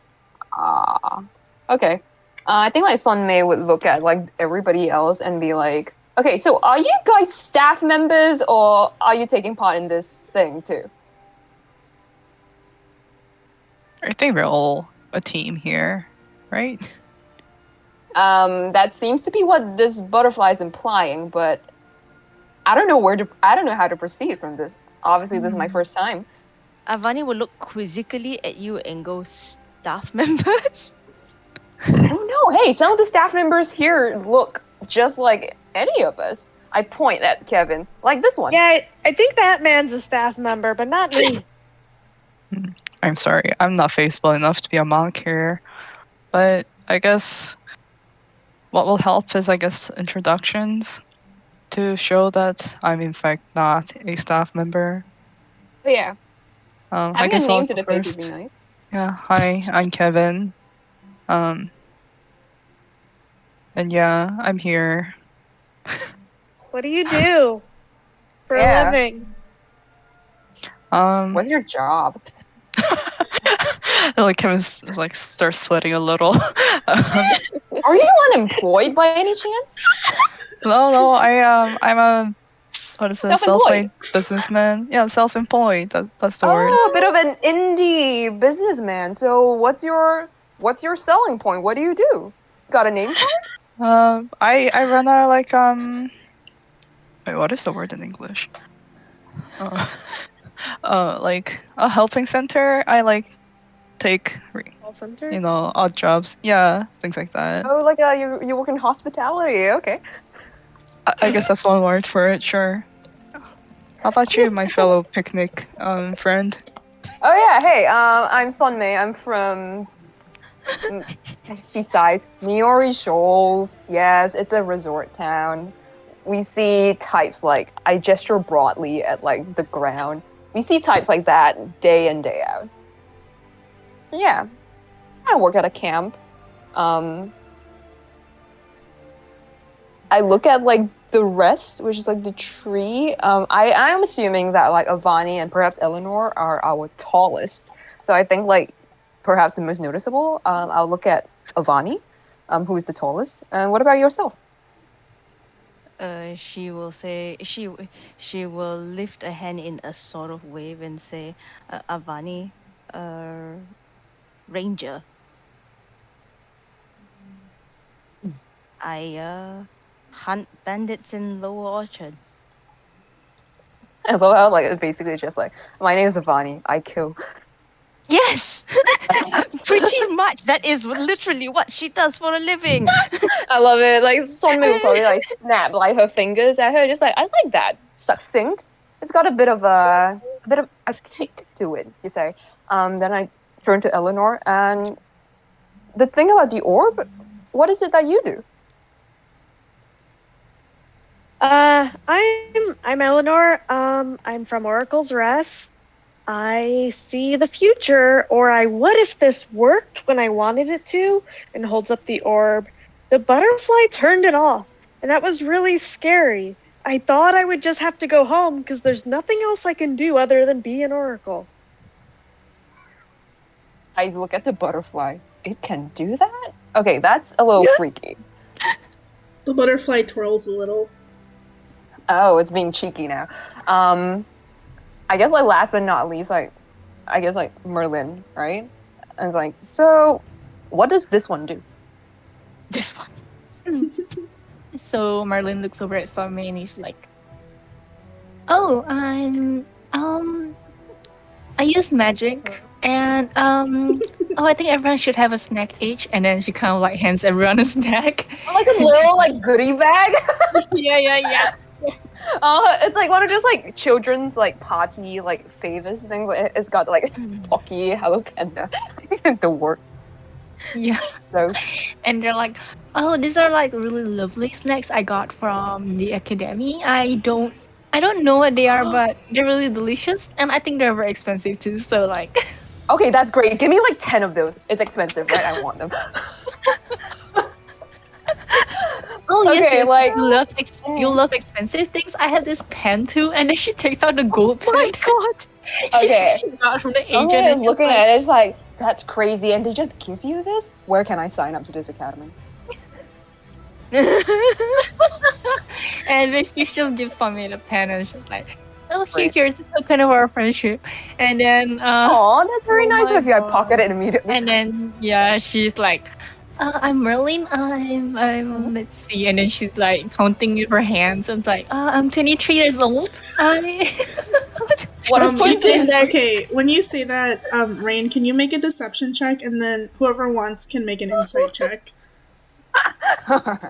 Oh, our Okay, party for fun, is I will like roll it. What Yeah, check? again. Sorry. Insight check. insight check for the masses. And then you got a 6, Rain? Yeah, I got Oh god, yeah, everybody post what you got in the chat. Where's inside? Oh, there we go. I love how like Merlin is just like, I'm 6 bracket 600. no. Right? To literally everybody here, you don't know why, but that was definitely a lie. You don't know why someone would lie about that, but it's a lie. It's alright. It's alright. Like, I suddenly understand. Zeros are difficult, right? Like, especially when on checks. You want to put as many of them there as possible. She nods and it's just like, yeah, I guess that means that we're all part of the same team. Except, I turn to the butterfly again. When does this start? When do we start killing each other? What? Okay, yo, like, first things first, I'm a first timer to this whole Laurels thing, and I haven't seen any of the past year ones. You know, you watch like a couple of episodes and get bored after a while, right? How does this work? You We say don't that kill each other. you guys are like, when do we kill people again? And then you hear like the bells like calling you back to like the main square, and you hear like sort of the booming voice of the head monk Bert say, okay, seems like everybody's got their teams. Come on back if you left for whatever reason. Oh yeah. I guess. Why are we here again? I guess like the stage is like a little bit of a distance away from us, so we can just make our way there for the briefing. Well, one way or another, we got into this, so let's So- just go for it. Yeah. Yeah, so you guys make your way back to the stage, and like all of the other teams, like for the most part, have like gathered there. There's actually a couple of other stragglers, like the team with the brown like moth with like Jorl, like they also like are kind of like straggling, like coming back as well. One of the other teams is like it looks like one of their team members fell into a bush and they already started arguing. So like that's good. That person's getting pulled out of the bush as like you're passing them to get back to the stage. So you know what? Like in the grand scheme of things, probably not the worst coming together of the 10 other people who are like making a team. To be honest, the bar is not very high. You sort of make it your butterfly like fluttering gently overhead, sort of like hovering on top of your team as you come back to the main platform. As you are all sort of standing there in the pit again, this time organized in your groups, a number of monks start to sort of like walk in between the groups, and they start handing out supplies. And namely, they hand you, each group gets one large map that looks like this. If my thing will load. So this is the map that they give you of DF Island. You can see there, I think everybody's here. Can everybody see it? Yes? Yeah. Sweet. So Yeah. you can see there in the middle of is the offering campground, so that's where you are. You're right next to Mr. Lake. The booming voice of the head monk comes out of the speakers and is like, wonderful! Well, I hope you all have acquainted each other with each other and haven't killed each other yet. Haha, definitely don't do that. Let's go over some rules before we get started. We're already 30 minutes behind schedule. Yes, so welcome to the Offering of the Laurels. Hope you've gotten acquainted with your teams. Rule number 1. You don't kill anybody. Don't kill each other. Please. You will not win. If that happens, we'll probably arrest you, to be honest, unless it's like an accident. So no killing. The only thing you should be killing is the game. Haha. Anyway, I meant like you'll be killing some game as in like animals. It's a really good pun. Monks aren't really taught to say jokes very well, so welcome. Yes. So the Offering of the Laurels, as some of you, or most of you may know if you're avid watchers of the previous instances, is different every time. This time it will be a sort of game of points. On your maps that we have provided here, we have marked several points of interest where you may collect up to 5 points if you are the first team to conquer that obstacle, so to speak. You can see them. They are the bright spots of purple on the map. The second team will receive 3 points, and then the every team after that will receive 1 point, and so on and so forth, to whoever completes that task. Additionally, you can stop over at any of our villages. We have 3, and we also have the main shrine itself, which may or may not have some point gaining opportunities for you to collect. Why the point and quest system, you ask? Well, this is the Offering of the Laurels, and we would like to emulate the service and the spirit of our pantheon, which is to say regular people helping regular people. By visiting these spots and helping out the people who need help in them, or figuring out tasks that need to be done, you are doing as the gods would do, and serving the coil. And so, those are 3. They're 2 of the main ways that you may gather points. The third, being entering the Rufflewood, or the Broadway, or Rod's Fields. The 3 spots where many of our magically summoned and very not lethal, but still pretty painful if you don't pay attention, monsters and beasties have been cooked up and released into the island for you to hunt and for you to defeat. You can kill those, don't worry about those. But yes, you may defeat those for points. Larger monsters will be worth more, and smaller monsters will be worth less. That's logically just how things go. Right? And the final way to earn points, and I don't encourage this, but I also don't discourage it, because being sneaky is also a virtue, I suppose, is you cannot, like I said, kill each other for points. Please don't do that. But if, say, you are to keep your guard down, it is not impossible, and it is not against the rules for another team to take advantage of that and steal your points from right under your nose. So, be sure to, keep your toes pointed, keep your ears to the ground. This metaphor is running away from me, like my ex-husband, but, it's fine. Anyway, welcome. These are your teams. Here is your map. We will, if anybody has any other questions, I'll see you in 2 weeks. Bye! And the monk disappears in like a puff of, brilliant pink, butterflies. And, the other monks around you also disappear in a cloud of brilliant, sort of like pink and purple butterflies. And around you are only your other competitors, and everyone's looking at each other and for the last time, a loud gong of the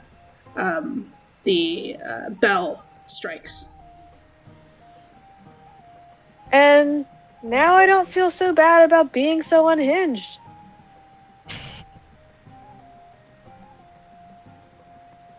Yay!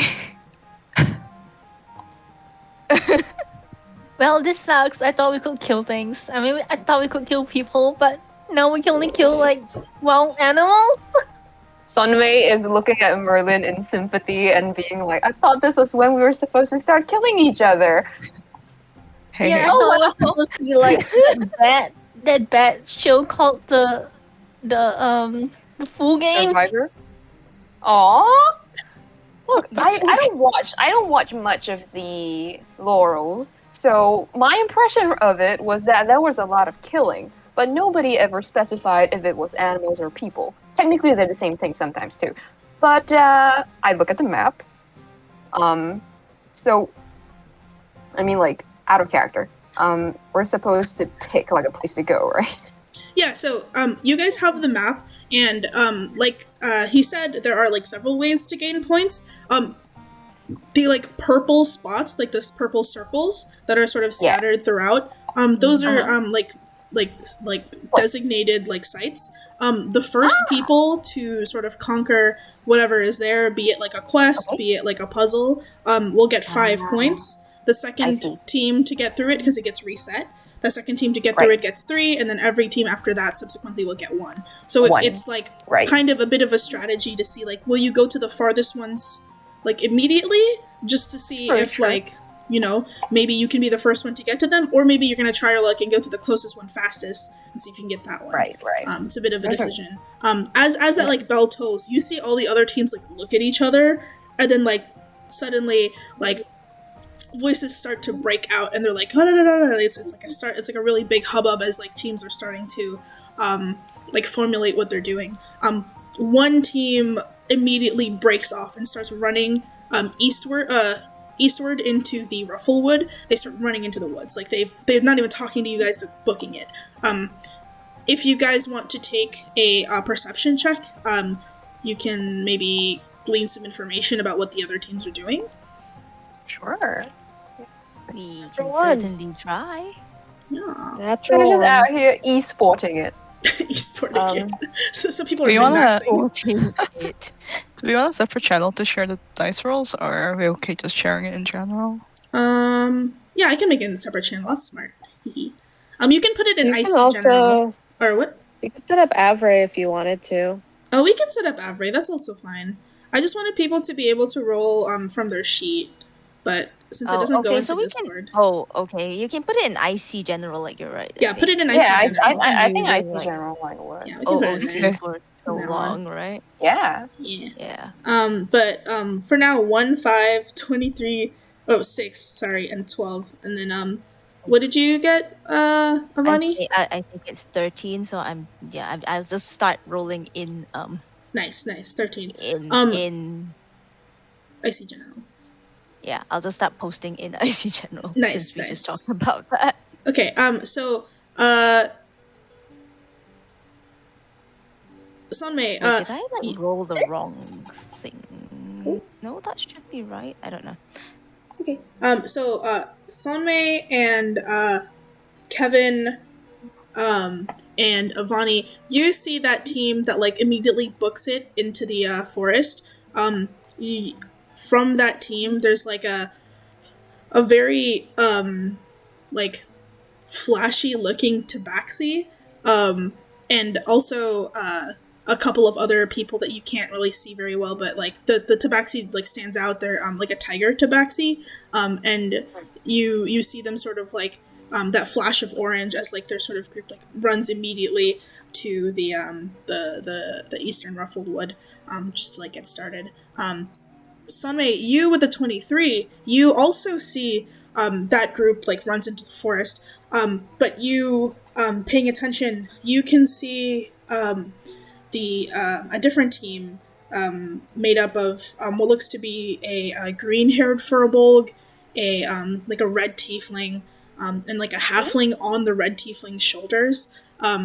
And also, that centaur that you were working with earlier, they like look at each other and they start to make their way around the lake, and they sort of like in a quieter way than the other team that like slipped into the forest. They also slip away from like the rabble of the crowd and head like north and around the bend of the lake, starting to get away from everybody. Okay. But with that 23, yeah. you also see that the team with the centaur that like moved up to the lake, kind of like in your peripheral vision, you at first you thought it was just one team moving in that direction, but you then see another team after like a beat join them, and that includes the tiefling that you saw earlier as well. The seems like the team with the tiefling joined the team with the centaur. Mm-hmm. All right. I'll just like let the people, like everybody, know generally like this information, and be like, okay, so there's a couple of people getting pretty sweaty about this. Where should we go? It sounds to me like we have to try to be the first person at a given location, which sounds better to me than killing animals. So I would say that we should run to a midpoint quest location and try to get to the first of every subsequent place from the midpoint to the end. Like I don't think there's a like I'm just saying this OOC, but I don't think there's a place like that on the map. Is there? I'm just looking at it on Owlbear, and I guess Shrine is kind of the midpoint, right? Yeah. Besides that, there are like a few spots that are like more clustered together, but they're typically at the extreme ends, right? I mean, we like could do all like the way down south. I mean, we could do like Mustard Town out of character, yeah, like, you know, because you said the towns are also valid. And then like and then there's like something next to it, and then there's also the Broadway, so like we could actually go to Mustard Town. Yeah, because like there were two teams I think heading towards the Broadway. Like I'm this is just like Apex Legends, and they're probably gonna like scrim here. So like in third party them. No, I'm kidding. We can just go here. Yeah, like if they're heading like that away, if they're heading like around the bend towards Broadway, So you can out let of character, based on what the rules said, we should go to Mustard Town and then like probably the other thing. And then by the time we get to the Broadway, they will probably have like done a lot of enough damage like, that we can steal a bunch of kills. Or that, or just like skip the Broadway entirely, or just skip it entirely. To be honest, because like the town is beside like a spot, right? Basically. Yeah. But then after that, if you go further north, right? Like it's like we can do this. Just skip the Broadway and just hit straight up north. Yeah. Esports. This is just Apex Legends. Esports. We need to get in zone, you guys. We need to get in zone up here. Yeah, because like this area has so many cluster stuff. I think going up here would be interesting. Yeah. Then we can come up here and then like see if like there's any parties like by this point. Because like they would be fighting people here, but we don't know how long like this stuff would take. So we'll see like how the timing works out for us like once all this is settled. Do we know if those like guys 3 locations for like 5 locations? It's a good trade. Sorry, what was your question? Charles? Do we know if those people who went up more towards the north went towards like this area or like towards the Broadway area? So you can't like tell exactly what like their intentions were, but like you can like see that there's 2 ways that they could have gone about it, right? If they went north, they could have been heading straight to the Broadway, or they could be looping around to Turney-Rod Shrine, because there is no bridge between the offering campgrounds and the shrine. You either have to go around the north or you have to go around the south, and from where the offering campgrounds are right now, going around the north end is actually shorter than like going all the way around. Even if there is like a well-established road here, so that's what this like sort of ridge means. Is there's like a quick road this way. How would swim, the other option. You could also swim. I'm not going to tell you how long that would take, and also I would need a lot of chips. I'm assuming this island is the size of my country. Okay. Yeah, it's not. which It's is also not nice. Yeah. big. Yeah, It's a big it's lake. very big. Yeah. But yeah, like I'm assuming that like it's probably either Broadway or the Shrine. I think. Okay. Can I But there were ask, two. But there were actually? 2 teams, so like it's likely that even if we don't bump into both, it's probably likely that we'll bump into one. Can I ask how many teams are there in total? So there are 10 teams in total, 10. Okay, including us. including you. Yeah. Okay, so of the Yeah. remaining 9, how many people went north and how many people went south? So actually one Teams, I team mean. one team went east, like straight east into the Yeah. wood. And then Mhm. 2 teams went north. So there Mhm. are, including you, 7 teams left. Yeah. Still I think we talking amongst can make. themselves. Yeah, I think we can make a move first. Like it's okay to not wait for everybody. I think we can go with Yumi's original suggestion, which is to like go to like the town, like check out like these 2 spots, and then depending on like how things look for us after that, like we could either go to the Broadway or just skip it. Yeah, I okay. think it'd be So better to in- go straight Yeah, up so in because character, as Sonmei tells us about the movements of the teams that have left, Vani will point at Mustard Town and say, "What about if we go in that direction?" I Doesn't think seem that'll like be it's fine. taken yet. Mm-hmm. It sounds like nobody's gone south yet either. South is towards like this down south, right? Like this bunch of things at the Mm-mm-mm. bottom. And also, I'll give it to you guys. You guys know that there is a road, and if you can hit the road, so like without taking the road, like the distance from here to like maybe the middle of Chad Tip Bend would be 3 days. Taking the road, it would be a day and a half. We'd get a head start. Yeah, I mean I don't mind either. yeah. We can go the south. It's Yeah, just like that's the fine. spots around the south has more distance between each other, where the north I feel is more clustered up. Yeah, this one they're kind of like the 4 of them are just kind of all like huddled up together, right? Yeah. So that route's a bit more aggressive if you Mustard want to Town be. and, Hmm. and one of the other sites are really close together too. I mean, out of character, how far is the distance to Mustard Town? You can sort of guess that the distance from the offering campgrounds to Mustard Town would be half a day's travel. I think that's okay. Yeah, sounds good. South was a day and a half, right? If you take the road, so here to the road would be another half a day's travel, and then from like this point in the road to the Chad Tip Bend, if you just or like to this area, if you take the road, would be another day and a half instead of 3. Okay, So yeah. minimum 2 days and okay. Yeah. Okay. Well, I think like I like immediate action, so I think like Mustard Town. Cool. Okay. Eleanor probably sweats because she doesn't like direct action, but will not argue. And gives a thumbs up. Okay, I'll mean Eleanor's goals to shaky survive thumbs this. up.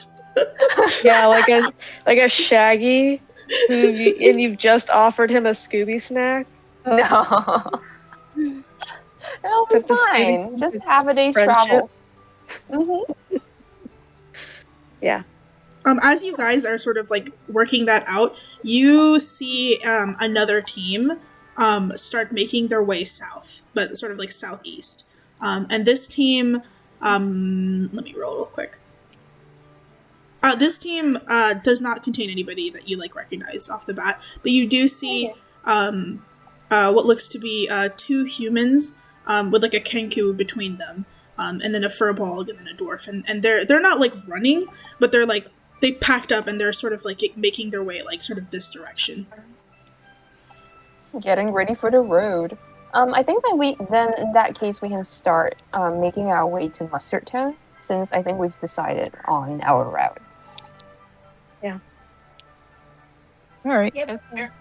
Cool. You guys headed to Mustard Town? Yeah. Sweet. That's So, yeah, we'll start heading that way. You guys are gonna need to navigate because there's no roads from here to Mustard Town. You only have your map. I'll ask whoever is leading the navigation to do a survival check to see if you get lost or anything. I'm assuming Okay. Avani's really good at that, right? Are you?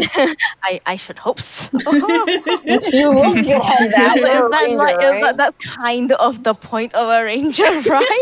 It's true. It's true. Do you get any like nice bonuses on that? I don't remember. If not, I have survival.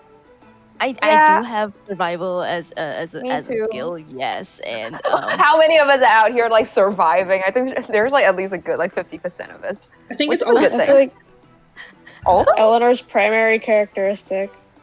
survival. I just Yeah, I've don't got want to survival die. on my list.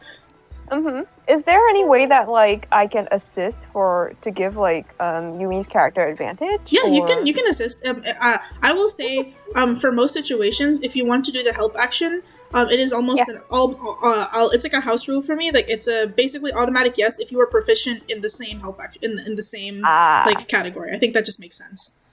Yeah, Okay, yeah, so we attempt to determine the best route there. yeah, with advantage because 15. Nice. Cool. So you start making your way that way north. It's like a half day's travel. What did you roll? 15. Okay, 15. So that's with advantage, right? Mm-hmm. Okay, so you're 15. You think you've plotted out like a pretty decent course. You can start like heading over to Mustard Town. As you guys are leaving, I think you are the fifth team to leave. Yeah, you're the fifth team to leave. You see almost at the same time as you break away, two more teams. As like they people have started to like sweat that like, oh shit, people are leaving. You see what looks like the purple haired dwarf from the Wyvernstone Coalition starts heading east with his group. You can see his group is like consisting of him. There is a sort of like pinkish colored tiefling. There is another dwarf that does not seem to be of the Wyvernstone Coalition. They have like sort of different looking clothing. There's a halfling with them, like a blonde young halfling girl, and then there seems to be someone with like their hood up, looking a little bit like maybe a rogue, maybe one of those ranger types, like walking alongside them, and they're making their way into the Rufflewood. And another team also leaves, so that's that was team 6, and then this is team 7 leaving. The 7th team to leave, I mean. And then this is the team with the air genasi, actually.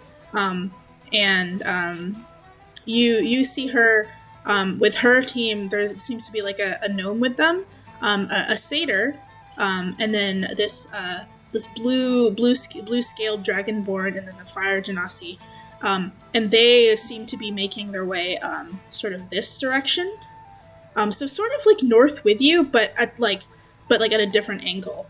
And like as like that group is leaving, the air genasi like turns around and then like looks and like she kind of looks like she's trying to find someone, and like her eyes glaze over Kevin for like half a second, and then she like moves past Kevin, and then she looks a little disappointed. She's like, and then she like turns around, and then she like starts walking with her group again. Like she couldn't find the person she was looking for. Oh no! Sad. So blood. It was Kevin himself. It's okay, Kevin is used to this. Oh no! Yes, the island is condiment themed. I'm glad you caught it. Yes. My god. Condiment themed. Gherkin. Yeah, Rufflewood gherkin, Cat's Mustard Town, Thriceberg, like iceberg lettuce. Mind equals blown. Anyway, yeah, you guys start heading to Mustard Town. It's still like a half a day walk. And yeah, you can make your way over there. I will make a quick roll for something to see. what happens. It is the morning, so like, you're like traveling, you're making your way. It's nice. You're sort of like, you guys are like leaving the campgrounds now. They're sort of like behind you. Like the sun is like in the sky, and you're making your way to good old, good old Mustard Town. And yeah, I think we'll stop it there for now. Just so that we don't like get into anything before with like 15 minutes left. But yeah, Okay. that's like the first session. You guys got a lot done. You got to meet everybody. Got to form your teams. Got to be on your way. Yeah, this is the calm I got from Julia. Hee So what had her jaw, had her jaw like our little thingy, little fox in the foreground. But yeah, Yeah. thanks for coming. Any questions, comments, kayaks, kazoos, catamarans? Next session is like same place, same time, a week later. Yeah. Yes, it should be next week. Awesome. I have a con, but I'm going to haul ass to go home early so I can Ow. be here. Yeah, Fingers crossed. Sorry, again. Charles, we have to leave early. I'll also try to drive us faster. Yes. It's think on okay. December Kevin can be like 10th. instantly. Oh, sorry. Oh, it's okay. Go ahead. I'm not going to be around on December 10th. December But other than 10th. that, I'm good. Yeah. December 10th. Okay, that's fine. Or like December 11th in the time zone where it's a different day. No issues.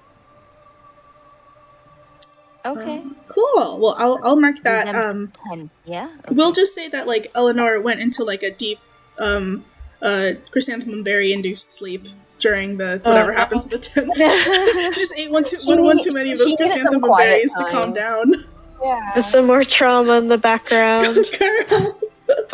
Gotta make sure she okay. stays anxious for a She reason. took too much of the anti-anxiety herbs and was Oh, that's really bad. Don't No, overdose. girl. No, don't OD on the herbs.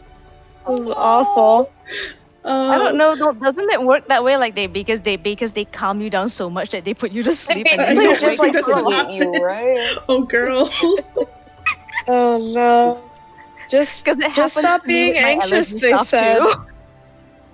Oy. Just stop being. Oh god, I felt Aye. so bad when I said, "Yeah, just stop being anxious." Duh.